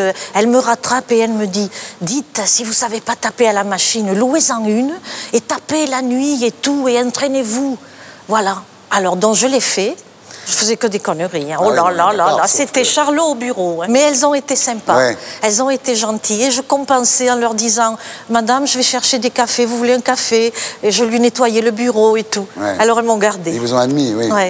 Alors, votre carrière de chanteuse professionnelle commence au début des années 70 au petit conservatoire de la chanson de Mireille, qui cherchait des filles rigolotes. Alors là, avec vous, évidemment, là, tout de suite, vous étiez dans le casting, hein, c'est sûr. Alors Mireille, qui n'a jamais retenu un seul prénom, vous appelez Perpignan. Exactement. Perpignan, vous avez quelque chose à me présenter, Perpignan? Voilà, c'est ça, oui, je m'en souviens. Ça se passe bien avec Mireille. Oui, mais j'étais pas chouchou. Elle aimait plutôt les jolies filles qui chantaient Sylvie, qui chantaient... Elle aimait un peu les rigolos. C'était pas trop son truc, mais bon. Alors c'est là, au Conservatoire de Mireille, que vous rencontrez d'autres chanteurs, Oui. Yves Duteil, Oui. Pascal Sevran, Hervé Exact. Christiani, Oui. qui vous indiquent les endroits pour auditionner, les maisons Voilà. de disques. Enfin, ils vous branchent un peu dans le métier, quoi. Voilà, c'est ça. Sauf que la première fois qu'ils m'ont branché, je me suis drôlement trompée parce qu'ils m'ont dit « T'as qu'à regarder dans l'officiel des spectacles, tu verras tous les cabarets. Ouais. » Alors j'en vois un qui s'appelle le Capricorne. Comme je suis Capricorne, je dis « Tiens, ça va me porter bonheur. » Je me suis pointée au Capricorne parce que la femme m'avait dit au téléphone « Oui, vous chantez, ah bon. Et oui, je dis « Je voudrais passer une audition. » Ben écoutez, venez ce soir. Elle me dit « Vous passerez une audition publique et je vous donnerai 25 francs. » Et alors là, je rentre, une espèce d'endroit feutré, des filles au bar, décolletées, tout ça. Je vais voir la femme et je lui dis « Madame, c'est moi qui viens pour auditionner tout ça. » Ah, elle me fait « Ah, oui. Ben, asseyez-vous là, elle me dit. Elle me dit de m'asseoir à côté de la fille décolletée, là. Alors la fille décolletée, elle me dit « Alors, toi aussi, tu es au bouchon ?» Alors le Bouchon, il y avait un cabaret qui s'appelait le Bouchon. Je croyais qu'elle parlait du cabaret, moi, et je lui réponds « Non, je démarre direct ce soir. » Vous écumez rapidement les cabarets quand même, vous faites le caveau de la Bolée, le lapin agile, la cactoire, ça finit par marcher quand même. Oui, alors c'est surtout le lapin agile où ils m'ont gardé, vraiment, ils m'ont gardé quoi. Ouais. Voilà. À l'époque, vous chantez des vieilles chansons françaises rigolotes, comme Elle vendait des petits gâteaux, Les amis de monsieur, le fiacre. Oui. C'est comment elle vendait des petits gâteaux? Elle vendait des petits gâteaux qu'elle pliait très comme il faut dans un jour. Alors ça tombait bien parce qu'à l'époque j'étais boulangère. Bah oui. Et c'est comme ça que vous rencontrez Jean-Max Rivière, donc qui a écrit toutes les chansons de Brigitte Bardot, et c'est lui qui vous fera enregistrer votre premier tube, Fleur de province. Oui, voilà. Exactement. Et vous venez à la télé le chanter en sabot en plus. Et là où j'ai été vraiment incroyablement surprise, c'est le matin, le lundi matin, quand j'ai repris mon métro pour aller au bureau, puisque j'étais à elle à ce moment-là, tout le monde qui tout d'un coup me connaissait, tout ça et tout. Alors, c'était incroyable ça. Alors, évidemment, résultat, 1 million d'exemplaires vendus, c'est quand même assez énorme. Et puis ensuite, il y a Allez hop, tout le monde à la campagne, le deuxième tube, pareil. Oui. Alors, les tournées s'enchaînent à ce moment-là, avec Thierry Luron, Stone et Chardin, Serge Lama, Georgette Lemaire, c'est Jérôme, Yves Lecoq. Absolument. Bonne époque, ça. Ah oui, c'était formidable. Et c'est en 73, en tournée Stone et Chardin, qu'est née mon amitié avec Stone, qui n'a pas cessé. Oui, vous êtes très copines toutes les deux. Très. On a fait un spectacle ensemble. Eh oui. Alors là, évidemment, vous êtes célèbre. Quelles ont été les réactions de vos parents? Maman, si ça n'avait pas été elle, il y a longtemps que je serais rentrée à Perpignan et elle m'encourageait. Elle m'envoyait des lettres dans mon petit hôtel, là, les lettres où elle me disait « Tiens le coup, c'est normal que ce soit dur, tiens le coup et garde ton style. » Parce qu'il y en avait qui me disaient « Tu es moche, tu es trop ci, tu es trop là. » Alors bon, je disais à ma mère « Je plais pas, je suis pas à la mode et tout ça. » Mais elle me disait « Garde-toi ton style, n'écoute personne. » Et votre père? Et mon père aussi était très content, bien sûr. Donc là, à l'époque, quand vous alliez à Perpignan, quand vous reveniez dans cette ville, ça devait être énorme, non? Oui. Oui, j'avais un bel accueil. Tous les gens étaient contents. Je suis l'enfant du pays. Et puis, en plus, je chantais des chansons où le pays était toujours à l'honneur. Je parlais de mon pays dans mes chansons. Dans Fleur de province, je parle de Perpignan. Après, j'ai chanté des chansons carrément en catalan, beaucoup plus tard. Alors, vos relations avec les médias, ça se passait bien, non? Oui. Vous n'avez jamais eu de problème avec la presse, non? J'étais un peu triste à l'époque parce que, je vous dis, j'étais pas tellement genre moderne à la mode et ils me prenaient pas dans Salut les copains, tout ça. Ils me voulaient pas.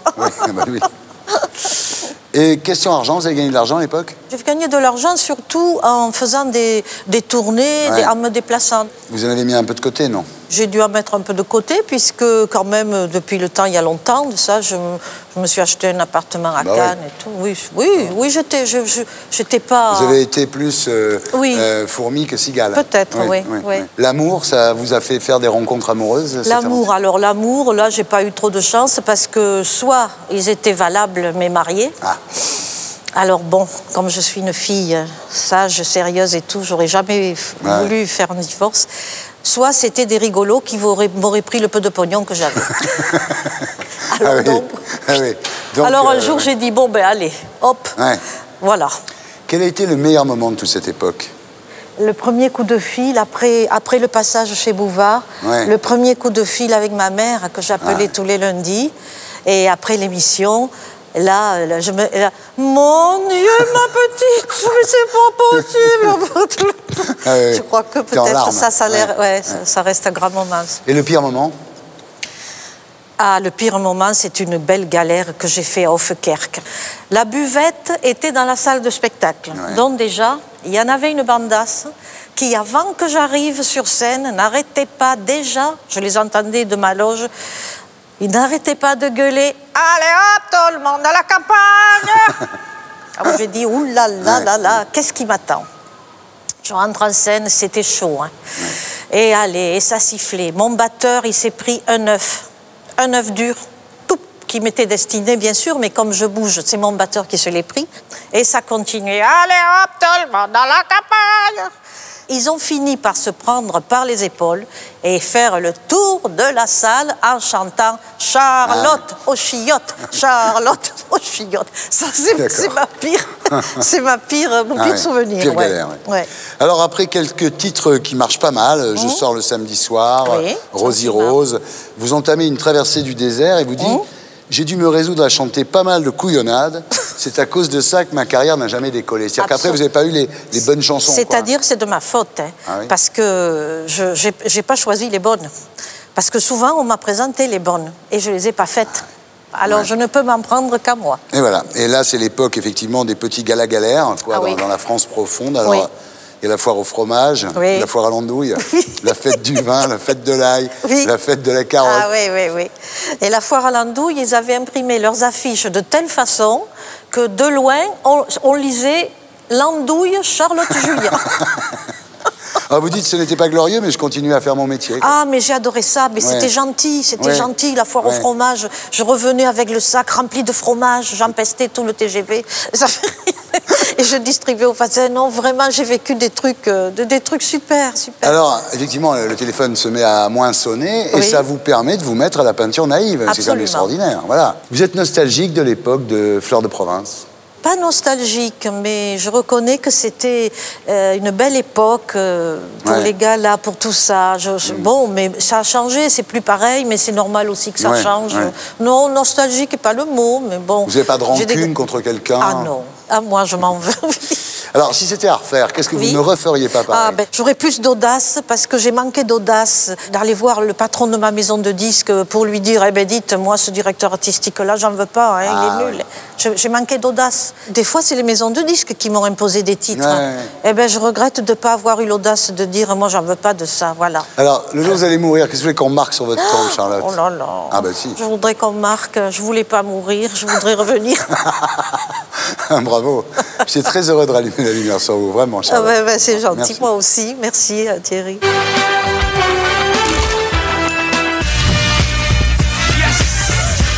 J'accueille Monseigneur Gaillot.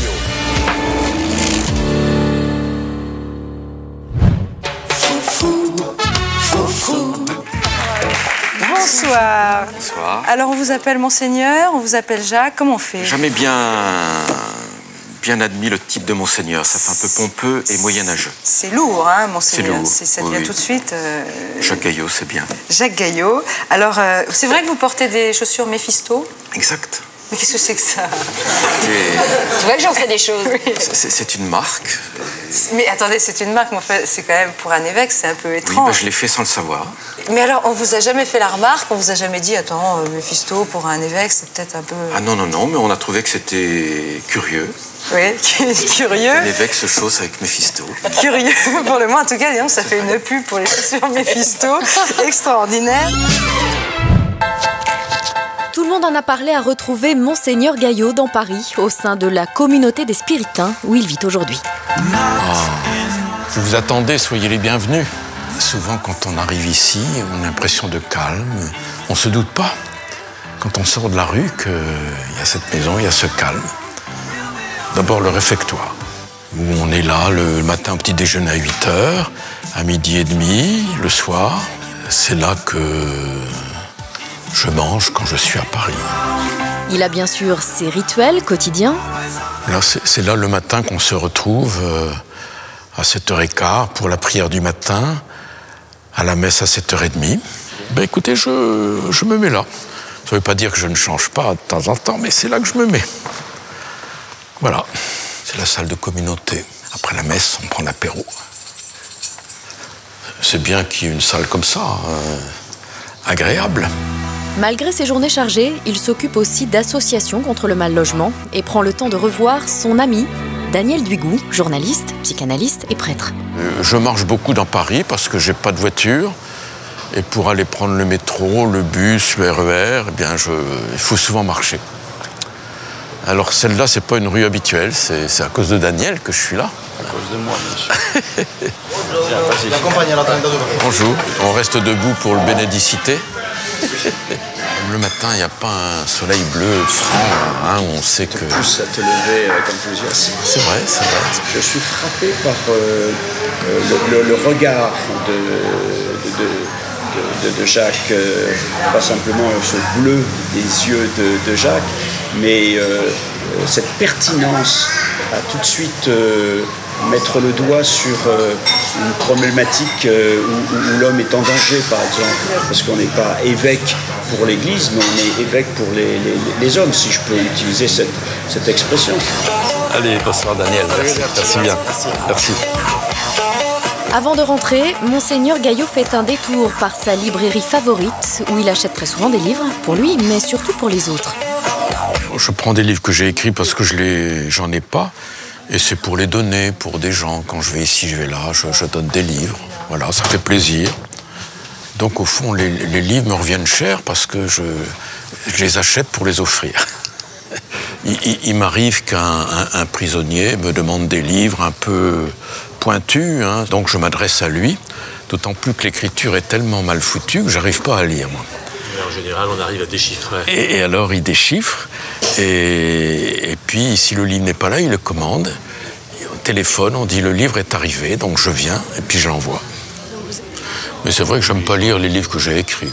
Non, vraiment, Il n'est pas, je crois pouvoir dire qu'il n'est pas guetté par le penchant narcissique de certains auteurs. Non. Voilà, merci bien. Chargé de ses trouvailles, il rentre à pied retrouver le calme de sa chambre. Mais la journée n'est pas finie. Il doit passer en revue les mails du jour. Monseigneur Gaillot est très sollicité sur Internet. Voilà, 340. Heureusement qu'il y a ça, hein, pour le courrier, pour tout. On me demande d'écrire. On écrit beaucoup sur Internet à un ministre, à un gouverneur, etc. Mon Dieu. Et c'est facile par Internet. Il nous donne les coordonnées et allez. Sa journée est à présent terminée. Il peut retourner à ses lectures et à sa vie spirituelle.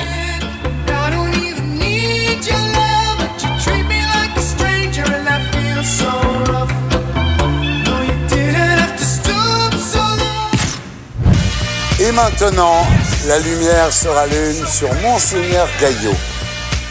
Monseigneur, bienvenue sur le plateau de Tout le monde a parlé. Alors, vous êtes né le 11 septembre 1935 à Saint-Dizier en Champagne, père négociant en vin, pratiquant mais sans plus, mère femme au foyer, croyante mais pas grenouille de bénitier. C'est vers 6 ans que vous découvrez votre vocation en servant la messe à la chapelle du couvent des Sœurs de l'Adoration à Saint-Dizier.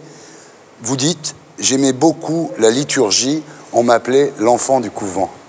Il se trouve que ce monastère se trouvait à 200 mètres de la maison et il y avait une beauté des lieux. Il y avait le Saint-Sacrement exposé, il y avait les bougies, les fleurs, les chants latins des sœurs. Ouais. Il y avait une ambiance, je me voyais bien comme prêtre. Alors, vous attendez le bac pour vous inscrire au séminaire, mais votre vrai séminaire, en fait, ce sera l'Algérie. En 1957, à l'âge de 22 ans, vous partez faire votre service militaire en Algérie. Et de cette expérience, vous tirerez 2 enseignements. D'abord, la non-violence, et ensuite un sentiment de fraternité envers les musulmans et d'amitié envers les Algériens. Au fond, je n'étais pas préparé à la guerre d'Algérie. Ouais. Vous savez, j'arrivais là-bas en traînant les pieds, parce qu'il fallait y aller. Et premièrement, je ne comprenais pas finalement pourquoi on était là et que l'Algérie française, ça me paraissait difficile. Ouais. Quand il y avait une embuscade, c'était les représailles dans les villages et tout et tout. Et je me disais, mais ça ne peut pas s'arrêter, qu'est-ce qui peut s'arrêter? Je n'avais pas de solution. Ouais. Alors je ne portais pas les armes, j'étais officier dans ce qu'on appelait les affaires algériennes, de pacification. Ouais. Donc j'étais avec des Algériens. Et peu à peu, je me suis ouvert à la non-violence. C'est venu lentement, lentement. En 1960, vous êtes envoyé à Rome pour poursuivre des études de théologie. Et le 18 mars 1961, vous êtes ordonné prêtre. En mai 68, vous êtes émerveillé par la liberté de parole des étudiants.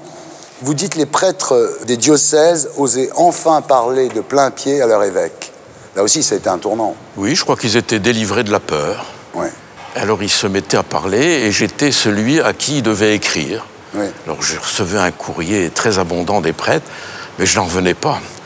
Et alors le pauvre évêque, vraiment, qu'est-ce qu'il recevait, hein? Ouais. Il y avait un défoulement, vous voyez, un défoulement. Et alors l'évêque me disait, c'est bon, c'est bien. Je dis, c'est pas très bon pour vous. Alors, vous n'avez pas oublié tout ça lorsque le 20 juin 1982, vous êtes nommé évêque d'Évreux.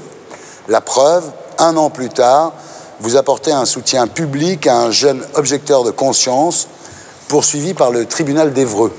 J'ai un peu hésité quand même, hein. Ouais. Il était venu me trouver, ce jeune vétérinaire, et donc je vais au tribunal à Évreux.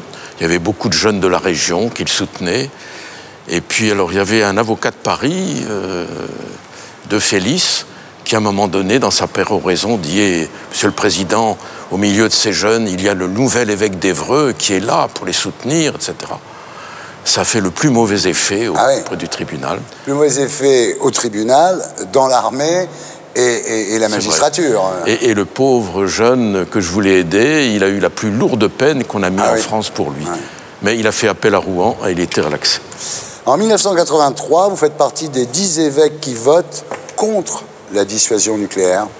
Oui, je l'ai dit, et par rapport aux essais nucléaires, je suis parti à Moruroa, là-bas, pour manifester. Ouais.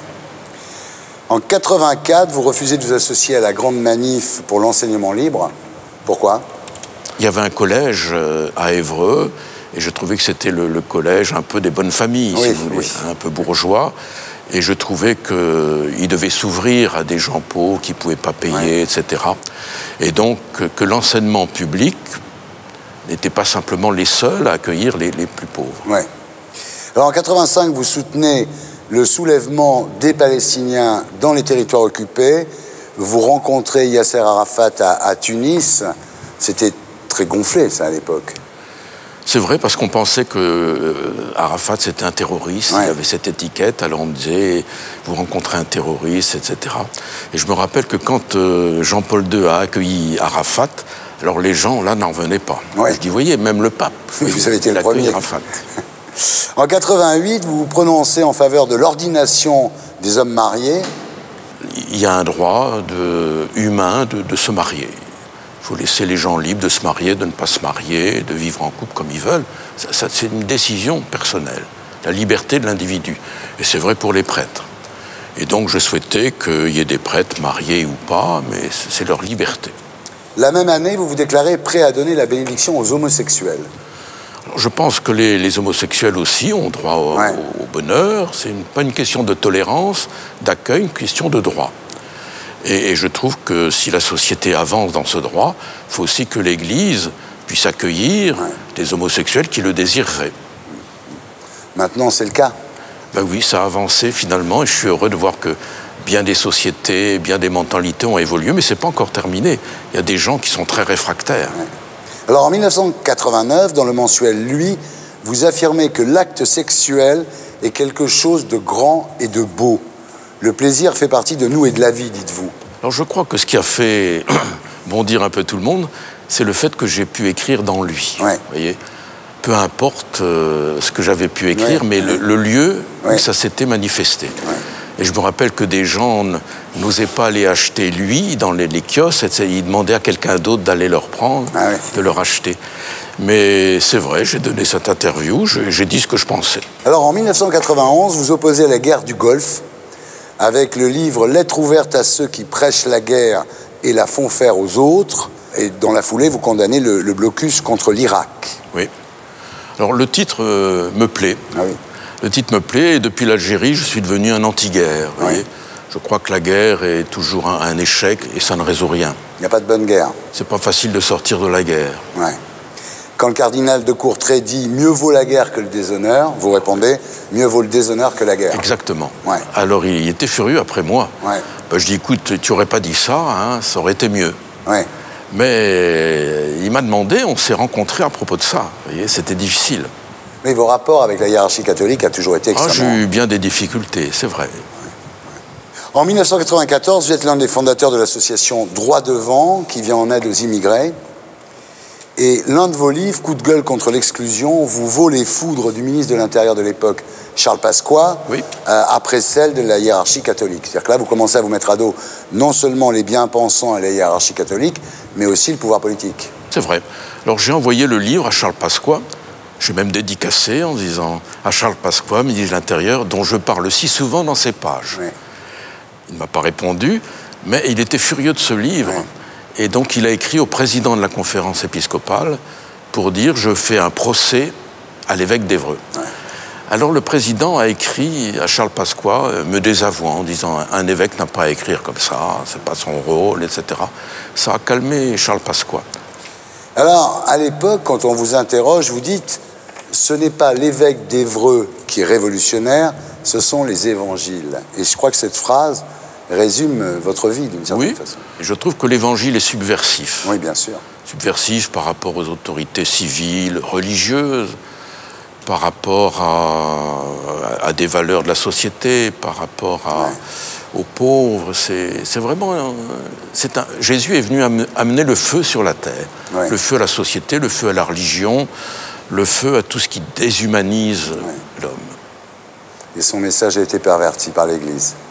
Oui, souvent, il est travesti, il est camouflé, enterré, si bien que l'évangile, c'est un peu inodore, sans saveur, il faut lui redonner sa force. Ouais. Et c'est à nous de remettre ce ferment dans la société. Ça avait d'ailleurs été la démarche des protestants à l'époque. Hein. C'est vrai, c'est vrai. Là, vous acceptez l'invitation de Christine Bravo pour l'émission Froufrou. C'est vrai.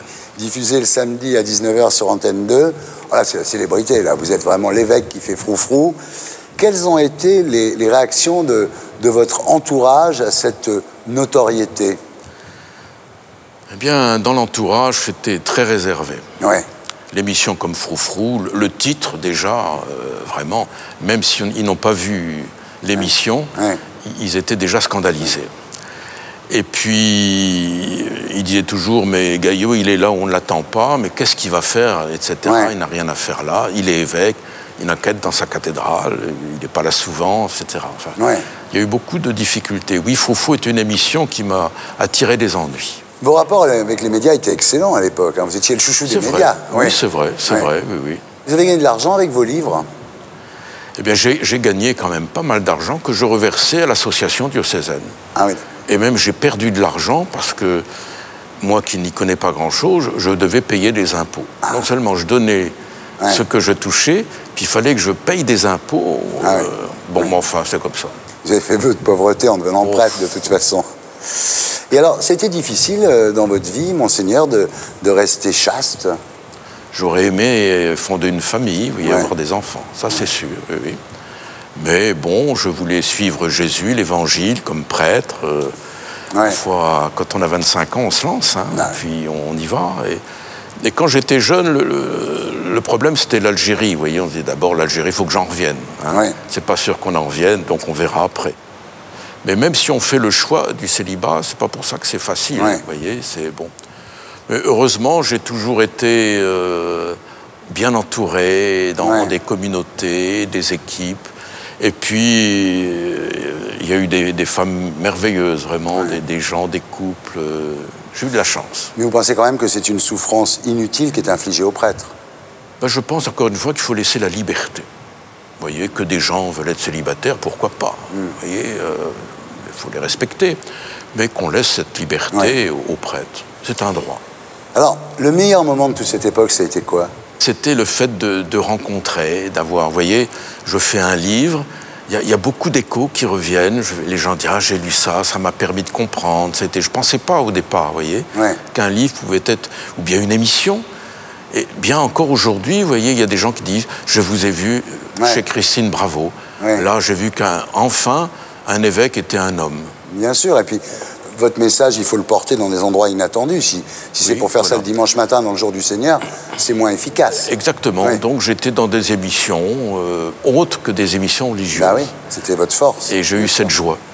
Le pire moment, ça a été quoi de cette époque? D'avoir des ennemis. Je ne savais pas ce que c'était que d'avoir des ennemis qui me menaçaient, qui me dénonçaient à Rome, partout, qui faisaient des inscriptions à l'évêché, qui m'acculaient ma voiture quand j'étais, etc. Enfin, des lettres méchantes, vraiment. Bon, ça m'a fait souffrir, vraiment, oui. Alors, l'émission Froufrou vous sera beaucoup reprochée, comme une autre émission, Transit, sur Arte, avec le théologien allemand mis à l'index par Rome, Drew Wehrmann. Eh bien, écoutez, j'avais beaucoup d'amitié pour Drew Wehrmann, ça continue d'ailleurs. On s'écrit toujours. Et c'est un homme, je crois, à la fois très humain, très intelligent, qui peut apporter beaucoup. Et l'émission que j'ai eue à Strasbourg était intéressante et bien. Mais le fait que Drew Wehrmann et Gaillot, c'était... Ça a été un scandale. Alors, en 1995, le couperet tombe. Le vendredi 13 janvier à midi, vous ne serez plus évêque d'Évreux. Alors c'est arrivé très rarement, c'est arrivé après la guerre. Je crois que De Gaulle a viré 2 évêques qui avaient été collaborationnistes. Oui, d'accord. Mais il n'y a pas eu d'autres exemples. Oui, mais j'ai quand même été surpris par cette décision brutale. On me demande de venir à Rome. Bon, je viens, je dis qu'est-ce qui se passe? Et puis on me signifie que demain à midi, je ne serai plus évêque d'Évreux. Alors, en sortant, je me dis, mais est-ce que j'ai bien compris? Parce que j'étais le seul témoin, j'étais comme ça. Et ben, j'ai repris le train de nuit. Je suis venu en train, je suis reparti comme quand j'étais étudiant. Et puis avant de m'endormir dans le train, je dis, il faut quand même que je fasse un communiqué pour les médias. Et puis un communiqué pour le diocèse d'Évreux. Alors je fais mon petit communiqué et puis je m'endors. Alors, vous serez, à partir de là, nommé évêque de Parthénia. Alors, Parthénia, c'est un évêché algérien disparu au 5e siècle, donc ça veut dire évêque de rien, en fait, au départ. Mais paradoxalement, Parthénia, le site internet Parthénia, devient le symbole de ceux que l'Église ou la société ont rejetés, qui ont le sentiment de ne plus exister. C'est vrai. Écoutez, oui, il y a des amis qui m'ont dit, tu ne peux plus écrire dans un bulletin diocésain, tu as un instrument merveilleux, Internet, il faut t'y mettre. Alors je m'y suis mis. Et puis très vite, il y avait tellement de courriers, de questions, qu'on a fait ça en 7 langues. Et il y avait une moyenne de 800 000 personnes par mois. Oui, c'est-à-dire que ce diocèse virtuel marche beaucoup mieux que les vrais diocèses. Chaque mois, on voyait qu'il y avait des gens du Brésil, de Russie, de Chine. Il y avait toujours 2 du Vatican. Ah oui, quand même. C'est les espions, à mon avis. Alors, en quittant l'évêché d'Évreux, vous logez une année dans le squat rue du Dragon à Paris, au milieu des familles de sans-papiers. Et là, vous devenez un peu l'évêque des pauvres, quoi, l'évêque SDF. Oui. Et donc, j'ai fait cette transition de passer quand même l'évêché, qui était une maison bourgeoise, à une pièce, vraiment. Il n'y avait pas de chauffage, il n'y avait pas d'eau, enfin, bon. Mais ça ne m'a pas coûté, vraiment. Et il y avait une ambiance dans les familles, c'était très beau. Il y avait beaucoup de monde qui passait. Et il y avait des gens qui me protégeaient à l'entrée, vous savez. Ils disaient, Gaillot, il est parti à Rome. Ah oui. Alors ça, c'était le mot de passe. Les gens disaient, ah bon, ah bon. Alors voilà, évidemment, à ce moment-là, les médias vous appellent moins. Oui, je ne suis plus en responsabilité, donc c'est normal. Je trouve que, bon, c'est une autre époque. Et c'est pour moi une autre vie, un autre peuple. Vous êtes nostalgique de l'époque de Froufrou? Non. Je crois que, vraiment, je vis autre chose. Et puis le passé, c'est le passé, je n'y reviens pas. Je marche en avant, en innovant. Et avec des gens que je n'avais pas prévu de rencontrer. Et je fais ma vie en marchant. Vous avez de la rancune, par exemple, contre Charles Pasqua, parce que si vous avez été évincé, c'est aussi à cause du pouvoir politique français. Eh bien, écoutez, non. Non. Je peux dire que je n'ai pas de rancune dans le cœur et que je serais presque tenté de les remercier parce qu'ils m'ont permis d'aller plus loin. Vous voyez, quand on est évêque d'un diocèse comme Évreux, c'est pas facile, vous savez, d'aller vers ceux qui ne sont pas dans l'église. Et souvent, on me demandait le samedi après-midi, le dimanche à Paris, par le DAL, etc. Je dis non, je peux pas. Et bien maintenant, j'ai cette liberté je suis libéré de tout ce qui est institutionnel dans l'église et merci à Rome. Donc si c'était à refaire votre vie, qu'est-ce que vous ne referiez pas pareil? Je crois que j'ai perdu beaucoup de temps. Vous voyez, par exemple, pour venir non-violent, il m'a fallu du temps. Anti-guerre, m'a fallu du temps. Je suis lent, vous voyez. Et je me positionne, bon, mais il faut que ça mûrisse. Et il faudrait que ça mûrisse plus vite. Alors, lorsque vous allez mourir, le plus tard possible, j'espère, monseigneur, qu'est-ce que vous voulez qu'on écrive sur votre tombe? Écoutez, il n'y aura rien parce qu'il n'y aura pas de tombe. Ah bon? J'ai donné mon corps à la science, à un institut à Paris, là, pour les étudiants, en chirurgie. Donc on prendra mon corps et puis on m'incinérera. On me mettra dans le coin là, du cimetière parisien, vous savez, voilà, comme ça. Ah oui. Donc il n'y aura rien. Il n'y aura pas de tombe Gaillot? Non. Merci, monseigneur. J'étais très heureux de rallumer la lumière sur vous. Merci beaucoup. Merci.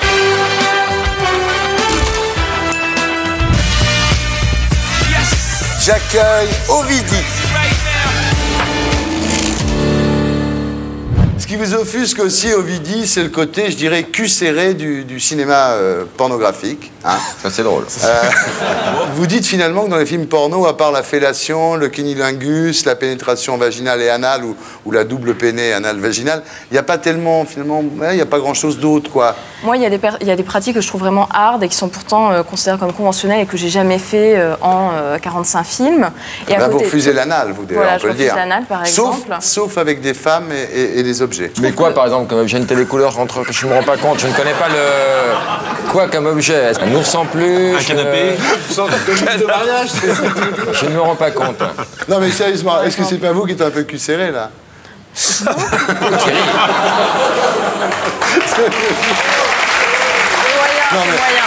mais bon, vous êtes en train de révolutionner la France. Il se tourne vers moi, il me fait... Tu crois que j'en fais trop? Je me rends pas compte. Tout le monde en a parlé à retrouver Ovidie dans sa société de production parisienne. Il faut dire qu'en matière de film, elle n'en est pas à son coup d'essai. Mes trophées, je les ai laissés là plutôt que les mettre sur une cheminée chez moi. Dedans, il y a des awards, il y a des hot d'or, il y a plein de choses. Je ne sais plus exactement ce qui correspond à quoi, mais on va dire majoritairement, c'est pour mes réalisations. J'ai même un prix littéraire, quelque part par là, voilà, de littérature érotique. Et en vrai touche à tout, Ovidie n'est pas seulement productrice de ses films, c'est aussi elle qui les réalise. J'ai regardé énormément de films, engrangé énormément de films pour trouver des idées artistiques, entre guillemets. Alors là, je vais vérifier que mes batteries sont bien chargées pour le tournage de demain. Nous allons tester un objet un peu étrange qui n'a pas l'air très sexy comme ça, mais ça fait partie des prototypes ou des objets qui sont en vente depuis très peu de temps. C'est vraiment un des rares vrais cinémas indépendants pour le coup, c'est-à-dire, oui, à part faire les sandwichs à la fin de la journée, je fais à peu près tout. Et ici, c'est vraiment quand, au dernier moment, on organise vraiment une interview qui ne nécessite pas beaucoup de bouger, où on peut installer un fond de couleurs ou des choses comme ça. Mais ça va pas du tout, là. La déco, c'est pas fini. Je pense que je vais la confier à mon assistant parce que là, je me sens absolument pas inspirée et il faut que j'aille vérifier mes transferts en haut, car j'ai des transferts de bandes comme ça qui sont en cours.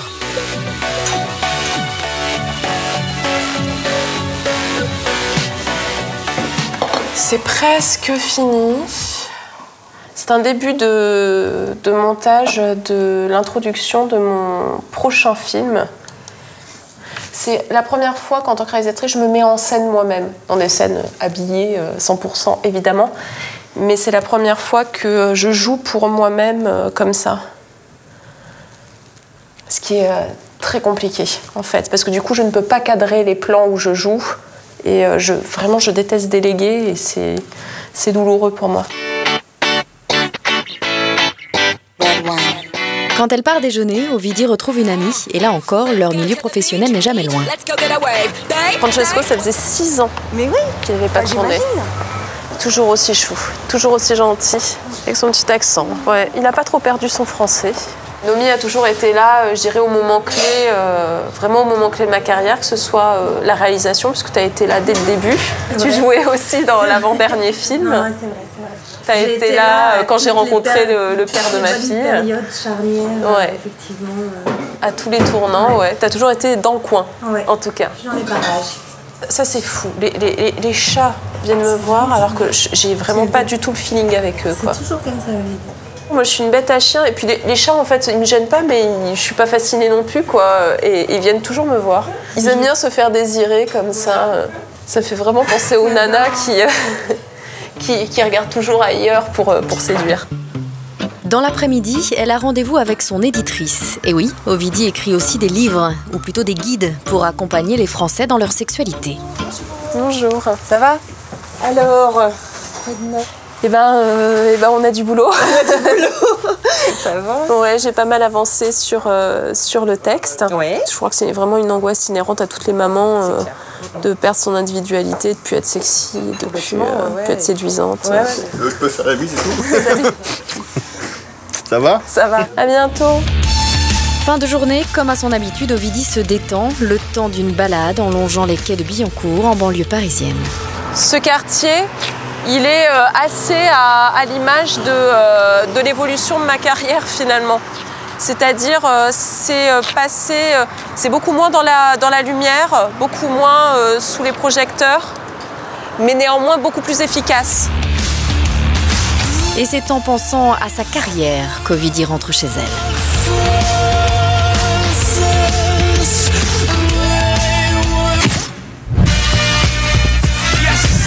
Et maintenant, la lumière se rallume sur Ovidie. Ovidie, bienvenue sur le plateau de Tout le monde a parlé. Alors, vous êtes née le 25 août 1980 à Lille, sous le prénom de Héloïse.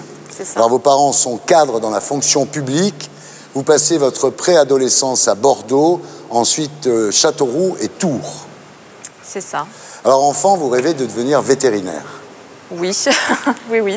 Vous avez un immense amour des animaux, ce qui fait qu'en 93, à l'âge de 13 ans, vous faites déjà une année entière sans manger de viande. Oui, et je suis devenue définitivement végétarienne en 94, à l'âge de 14 ans. Oui. Ouais. Ça fait 17 ans que je suis végétarienne et je suis encore là et en bonne santé. Oui, ça vous réussit pas trop mal. Alors, première relation sexuelle avec une fille à l'âge de 14 ans et ensuite un garçon à l'âge de 14 ans également. C'est ça. Je sais que ça peut paraître particulièrement jeune, mais j'étais assez, je dirais assez mûre pour mon âge. Et à l'âge de 17 ans, ensuite, voilà, j'ai commencé à vivre sans mes parents. Donc c'est une période, mon adolescence, j'étais quand même assez mûre. Ouais.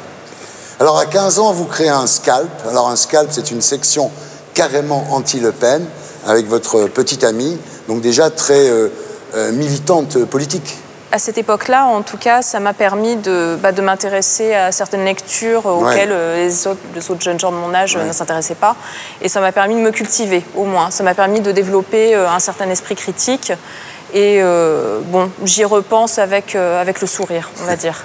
Alors à l'époque, vous habillez en punkette, avec des jupes courtes, des gros rangers, et vous fréquentez des féministes intégristes. Vous dites des nanas à sweatshirt capuche pour qui la levrette, c'est la soumission. Oui, c'était une version du féminisme qui était très caricaturale, effectivement, et qui était très peu ouverte sur la question sexuelle. Et je trouvais ça relativement ennuyeux et contre-productif. Alors, c'est à 16 ans que vous louez votre première cassette porno. Ensuite, il y en aura des centaines, jusqu'à votre rupture avec les féministes intégristes. C'est ça. En fait, à partir de 16 ans, j'ai décidé de m'intéresser à ce qu'était la pornographie, puisque je faisais partie du groupe qui critiquait la pornographie. Donc je me suis dit, autant savoir de quoi il est question et de quoi je parle. Et je me suis rendu compte que la plupart des films que je jouais ne correspondaient pas forcément avec précision au discours qu'on pouvait tenir. Alors en voyant les pornostars américaines, vous dites, je veux faire ça, quoi. Oui, effectivement, à 18 ans, je me suis dit, je vais franchir le cap, je vais faire ça. Je pense que c'était par esprit de provocation, puisque c'était probablement le pire métier, socialement parlant, que je pouvais faire à l'époque. Et pour moi, il n'y avait rien de plus logique. J'étais punk, j'allais devenir pornostar. Voilà. J'allais devenir... C'était une certaine marginalité à l'époque. Alors d'abord, il faut finir les études. Vous faites un doc de philosophie. Et lorsque vous décidez d'entrer dans le milieu de la pornographie, vous êtes à l'université, vous vous rendez au salon Haute Vidéo à Paris pour rencontrer les collaborateurs de la boîte la plus sérieuse, à votre avis, Marc Dorcel. c'est ça, exactement. Parce que j'avais quand même une vision très professionnelle de la chose et je commençais déjà à réfléchir à la réalisation, tout simplement. J'avais ça quand même en ligne de mire. Et pour moi, il était évident que je n'allais pas passer par la case amat, puisque, en fait, la sexualité était quelque chose qui m'intéressait peu, très bizarrement. Ce qui m'intéressait, c'était rentrer dans ce milieu, arriver dans un milieu qui était très marginal, commencer à réfléchir à une autre pornographie, mais c'était pas vraiment pour satisfaire un fantasme. Donc vous envoyez chez Marc Dorcel une longue lettre de motivation où vous expliquez ce que vous voulez faire, ce que vous voulez pas faire, que votre famille est d'accord et que c'est pas un mec qui vous pousse en gros, quoi. Oui, j'ai envoyé un CV. Voilà, une lettre de motivation, un CV, comme je l'aurais fait pour n'importe quel travail. Alors, vous revendiquez le statut de travailleuse du sexe et vous êtes ce qu'on appelle une féministe pro-sexe à partir de ce moment-là. Oui. C'était une façon de dire que c'était déjà un travail comme un autre, que nous vendions notre force, nous étions des prolétaires de la sexualité et que, à ce titre, nous avions des revendications. Voilà. Alors, le 1er mai 1999, vous faites votre premier tournage avec Marc Dorcel, ça s'appelle La fête à Gigi. Oui. Et vous vous souvenez du scénario, non? Oh mon Dieu, c'était dans une fête foraine et je crois que j'étais une demoiselle d'honneur, voilà. Encore un film que je n'ai pas pu montrer à mes parents. Alors là, vous avez votre première fiche de paye, quoi. Vous êtes une travailleuse du sexe. Tout à fait. Alors, vous n'avez pas 20 ans lorsque vous devenez également réalisatrice avec votre premier long métrage, un film érotico-fantastique qui s'appelle Orgie en noir. Et c'est quoi l'histoire? Ça se passe dans un cimetière, c'est une reine des morts avec des zombies. Oui, effectivement, ça faisait à peine un an et demi peut-être que j'étais actrice. Et j'ai commencé la réalisation en fait quasiment instantanément. Voilà, vous devenez la plus jeune réalisatrice de films pornographiques de toute l'histoire du cinéma. C'est vrai. C'est vrai. C'est trop honorifique. Alors l'année suivante, il y a Lilith, qui est votre deuxième long métrage. Oui. C'était quoi l'histoire? L'histoire d'une femme insatisfaite. En fait, à partir de Lilith, c'est là où j'ai vraiment commencé à travailler le concept de pornographie à destination des femmes. C'est vraiment à partir de ce moment-là que je me suis affirmée en tant que réalisatrice et que voilà, j'ai travaillé sur ce concept-là. Alors Lilith est encensée internationalement par la profession. Vous devenez effectivement l'une des rares femmes réalisatrices de films X reconnus. Quelles ont été, à ce moment-là, les réactions de votre entourage, à commencer par vos parents? Mes parents, évidemment, n'ont absolument pas servi champagne, parce que pour eux, c'était une condamnation. Ils savaient que j'allais être marquée au fer rouge toute ma vie. Ils partaient du principe que leur fille pouvait avoir d'autres capacités, c'est normal, hein, en tant que parent, et que j'avais probablement raté mes études, raté ma vie, et que professionnellement, j'allais être cramée ad vitam aeternam. Ce en quoi ils n'avaient pas tout à fait tort, mais ils n'avaient pas non plus tout à fait raison, puisque l'avenir a prouvé le contraire. Et après, ils ont compris, en fait, que vous aviez fait ce choix en faisant complètement abstraction de la pression sociale. Ils ont fini par le comprendre, ils ont fini par comprendre quelles étaient mes revendications aussi, ils ont compris qu'il y avait une démarche réfléchie derrière et que surtout j'étais pas dans une autodestruction. Ils voyaient bien qu'au quotidien, à cette époque-là, j'avais une vie relativement rangée, ce qui est toujours le cas, je prenais pas de drogue, j'étais toujours végétarienne, je sortais pas, j'avais même une vie relativement chiante, j'ai une vie relativement chiante, faut le dire. Donc ils ont été quand même très rassurés. Les parents aiment bien que leurs enfants aient des vies un petit peu rangée et chiante, Alors, dès vos premiers films, les médias s'intéressent beaucoup à vous. Vous devenez un peu l'intello du porno. Ça a été votre slogan, d'une certaine façon. Ça a été mon titre et ma croix. C'est vrai que c'est un nom qui est revenu souvent. On m'a taxé d'intello, ce qui a été bien et pas bien.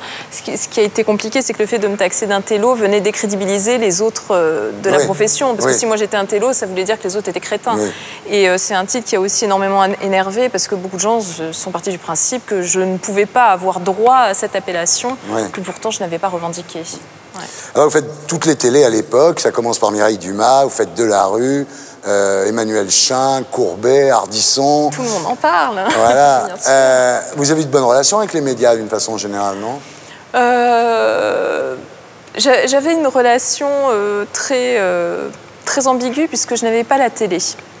Donc en général, quand j'arrivais dans une émission télé, je ne la connaissais pas. J'y allais vraiment dans un but presque de propagande, finalement. Ouais. Je me disais, avant je distribuais des tracts qui étaient adressés à peine 100 personnes. Maintenant, je passe à la télévision, je peux m'adresser à des centaines de milliers, voire des millions de personnes à la fois et faire passer mon message.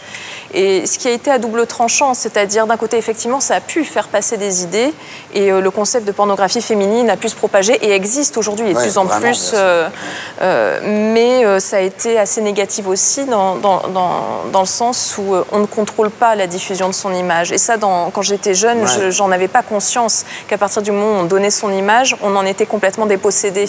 Quand on est jeune, on a l'impression qu'on est plus fort que le monde entier. On se dit, je contrôle mon image, je vais tous les niquer. En gros, c'était ça. Et en fait, non, c'est absolument absurde. On fait partie du spectacle. Et on s'en rend pas compte. Vous avez souffert de cette médiatisation ? Sur le coup, j'ai trouvé ça très... presque plaisant. Parce qu'il y a quelque chose quand même d'assez flatteur quand on a 18 ans, 19 ans, se retrouver tout à coup connu avec des gens qui nous arrêtent sans arrêt dans la rue. Même si on est connu pour de mauvaises raisons, on trouve ça très drôle. Je dirais même encore plus quand c'est pour de mauvaises raisons, parce qu'on a envie de provoquer. Et après, par la suite, là où j'ai commencé à prendre conscience vraiment de la pression sociale, de tout ce que ça impliquait, j'ai un peu révisé ma copie, on va dire. Même si je l'assume pleinement, mais j'ai préféré à ce moment-là me faire plus discrète dans les médias et n'apparaître qu'à des moments clés, quand par exemple il y avait une sortie de livre ou des choses comme ça. Vous avez gagné de l'argent à cette époque ? Très peu. Ah bon ? Très peu, parce que je tournais peu. Il faut savoir que j'étais relativement pénible aussi. J'avais énormément de conditions. Et par conséquent, je tournais peu, puis j'avais pas envie vraiment de. Alors que dans le porno, c'est un film par jour, quoi. Oui. Alors que moi, je devais tourner une journée par mois. J'ai gagné très peu d'argent avec ça. Et avec la réalisation ? Et avec la réalisation, moins que si j'avais réalisé des documentaires ou des choses comme ça, parce que ce sont des films qui sont relativement peu payés et où les diffuseurs donnent peu d'argent. Enfin, on gagne moins d'argent, je pense, avec un film pornographique qu'avec un documentaire animalier, par exemple. Alors, sur le plan amoureux, vous êtes marié à l'âge de 18 ans avec un docteur en philosophie qui avait 10 ans de plus que vous, qui ensuite est devenu collaborateur de Haute Vidéo. Vous êtes resté avec lui depuis ? Je me suis mariée jeune et j'ai divorcé jeune et j'avoue ne pas avoir depuis spécialement de contact. Je lui souhaite le meilleur, hein, mais ça fait des années que je n'ai pas eu de nouvelles. Et après, vous avez eu plein d'aventures ou... Non, j'ai rencontré une personne après mon divorce dont je suis tombée très amoureuse et avec qui j'ai eu un enfant. Vous avez une vie très rangée, en fait. J'ai une vie... Ah non, mais quand je dis que j'ai une vie chiante, j'ai une vie chiante. Là, on en est à 3 mecs. Hein. On en est à 3 mecs, mais oui, j'ai pratiquement été soit en couple, soit seule. Là je vis seule depuis 2 ans, mais je suis pas une collectionneuse, moi, en fait, du tout. Le meilleur moment de toute cette époque, ça a été quoi ? Le moment de la réalisation de Lilith, parce que pour moi, ça a été le début d'un espoir, l'espoir de voir que j'avais un avenir en termes de réalisation et qu'il y avait quelque chose à travailler dans cette voie-là. C'est-à-dire c'est un film qui n'était absolument pas abouti ni quoi que ce soit, c'était un essai de jeunesse finalement. Ça correspond à mes débuts aussi au niveau de l'écriture. Et pour moi, c'était prometteur, voilà. Le pire moment, c'était quoi ? À partir du moment où j'ai commencé à prendre conscience qu'il fallait que je fasse attention à ma sécurité dans la rue, par exemple. Ça a été les premiers moments où je me suis rendu compte. Je pense que je n'avais pas conscience d'à quel point le fait d'être une femme avec une sexualité un peu affichée était aussi dangereux. En fait. Naïvement, je pensais que les gens allaient juste me traiter de catin et voilà, et basta. Mais je ne pensais pas que ça pouvait aller jusqu'à des agressions verbales et physiques. Je ne pensais pas que ça allait jusque-là. Je pense que je n'avais même pas conscience du côté positif de la chose, c'est-à-dire même des fantasmes que je pouvais susciter chez les gens. Je ne me projetais pas du tout là-dedans.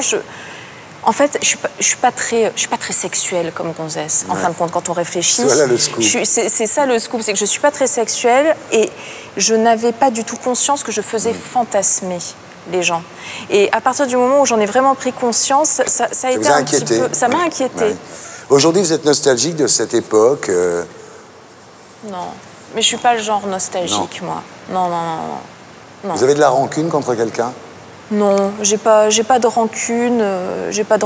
On m'a fait des tas d'emmerdes, ça c'est sûr. On m'a mis des tas de bâtons dans les roues, je pense du fait que j'étais une femme, entre autres. Mais non, je m'encombre pas de la rancune. Aujourd'hui, si c'était à refaire votre vie, qu'est-ce que vous ne referiez pas pareil? Je me pose pas les questions en ces termes. En général, je ne regrette pas ce que j'ai fait. Ouais. Parfois, je regrette ce que je n'ai pas fait. Ce que je n'ai pas fait, c'est... par exemple, cultiver un réseau. Voilà. Ouais. Moi, j'ai jamais été mondaine, je suis jamais sortie, je suis pas très sociable. Enfin, ça, je le regrette. Et je regrette aussi peut-être de ne pas m'être expatriée à une époque où j'en avais l'occasion, dans un pays qui m'est cher, qui est le Danemark. Voilà. Ah oui. C'est mon grand regret aujourd'hui, c'est de ne pas vivre à Copenhague. Le jour où vous allez mourir, qu'est-ce que vous voulez qu'on écrive sur votre tombe? Elle exécrait les tièdes, par exemple. Et elle faisait une très bonne quiche sans pâte. Ça, c'est anecdotique. Merci. Je suis très heureux de rallumer la lumière sur vous, Ovidie. Merci. C'était Tout le monde a parlé, amis du parking. Bonsoir.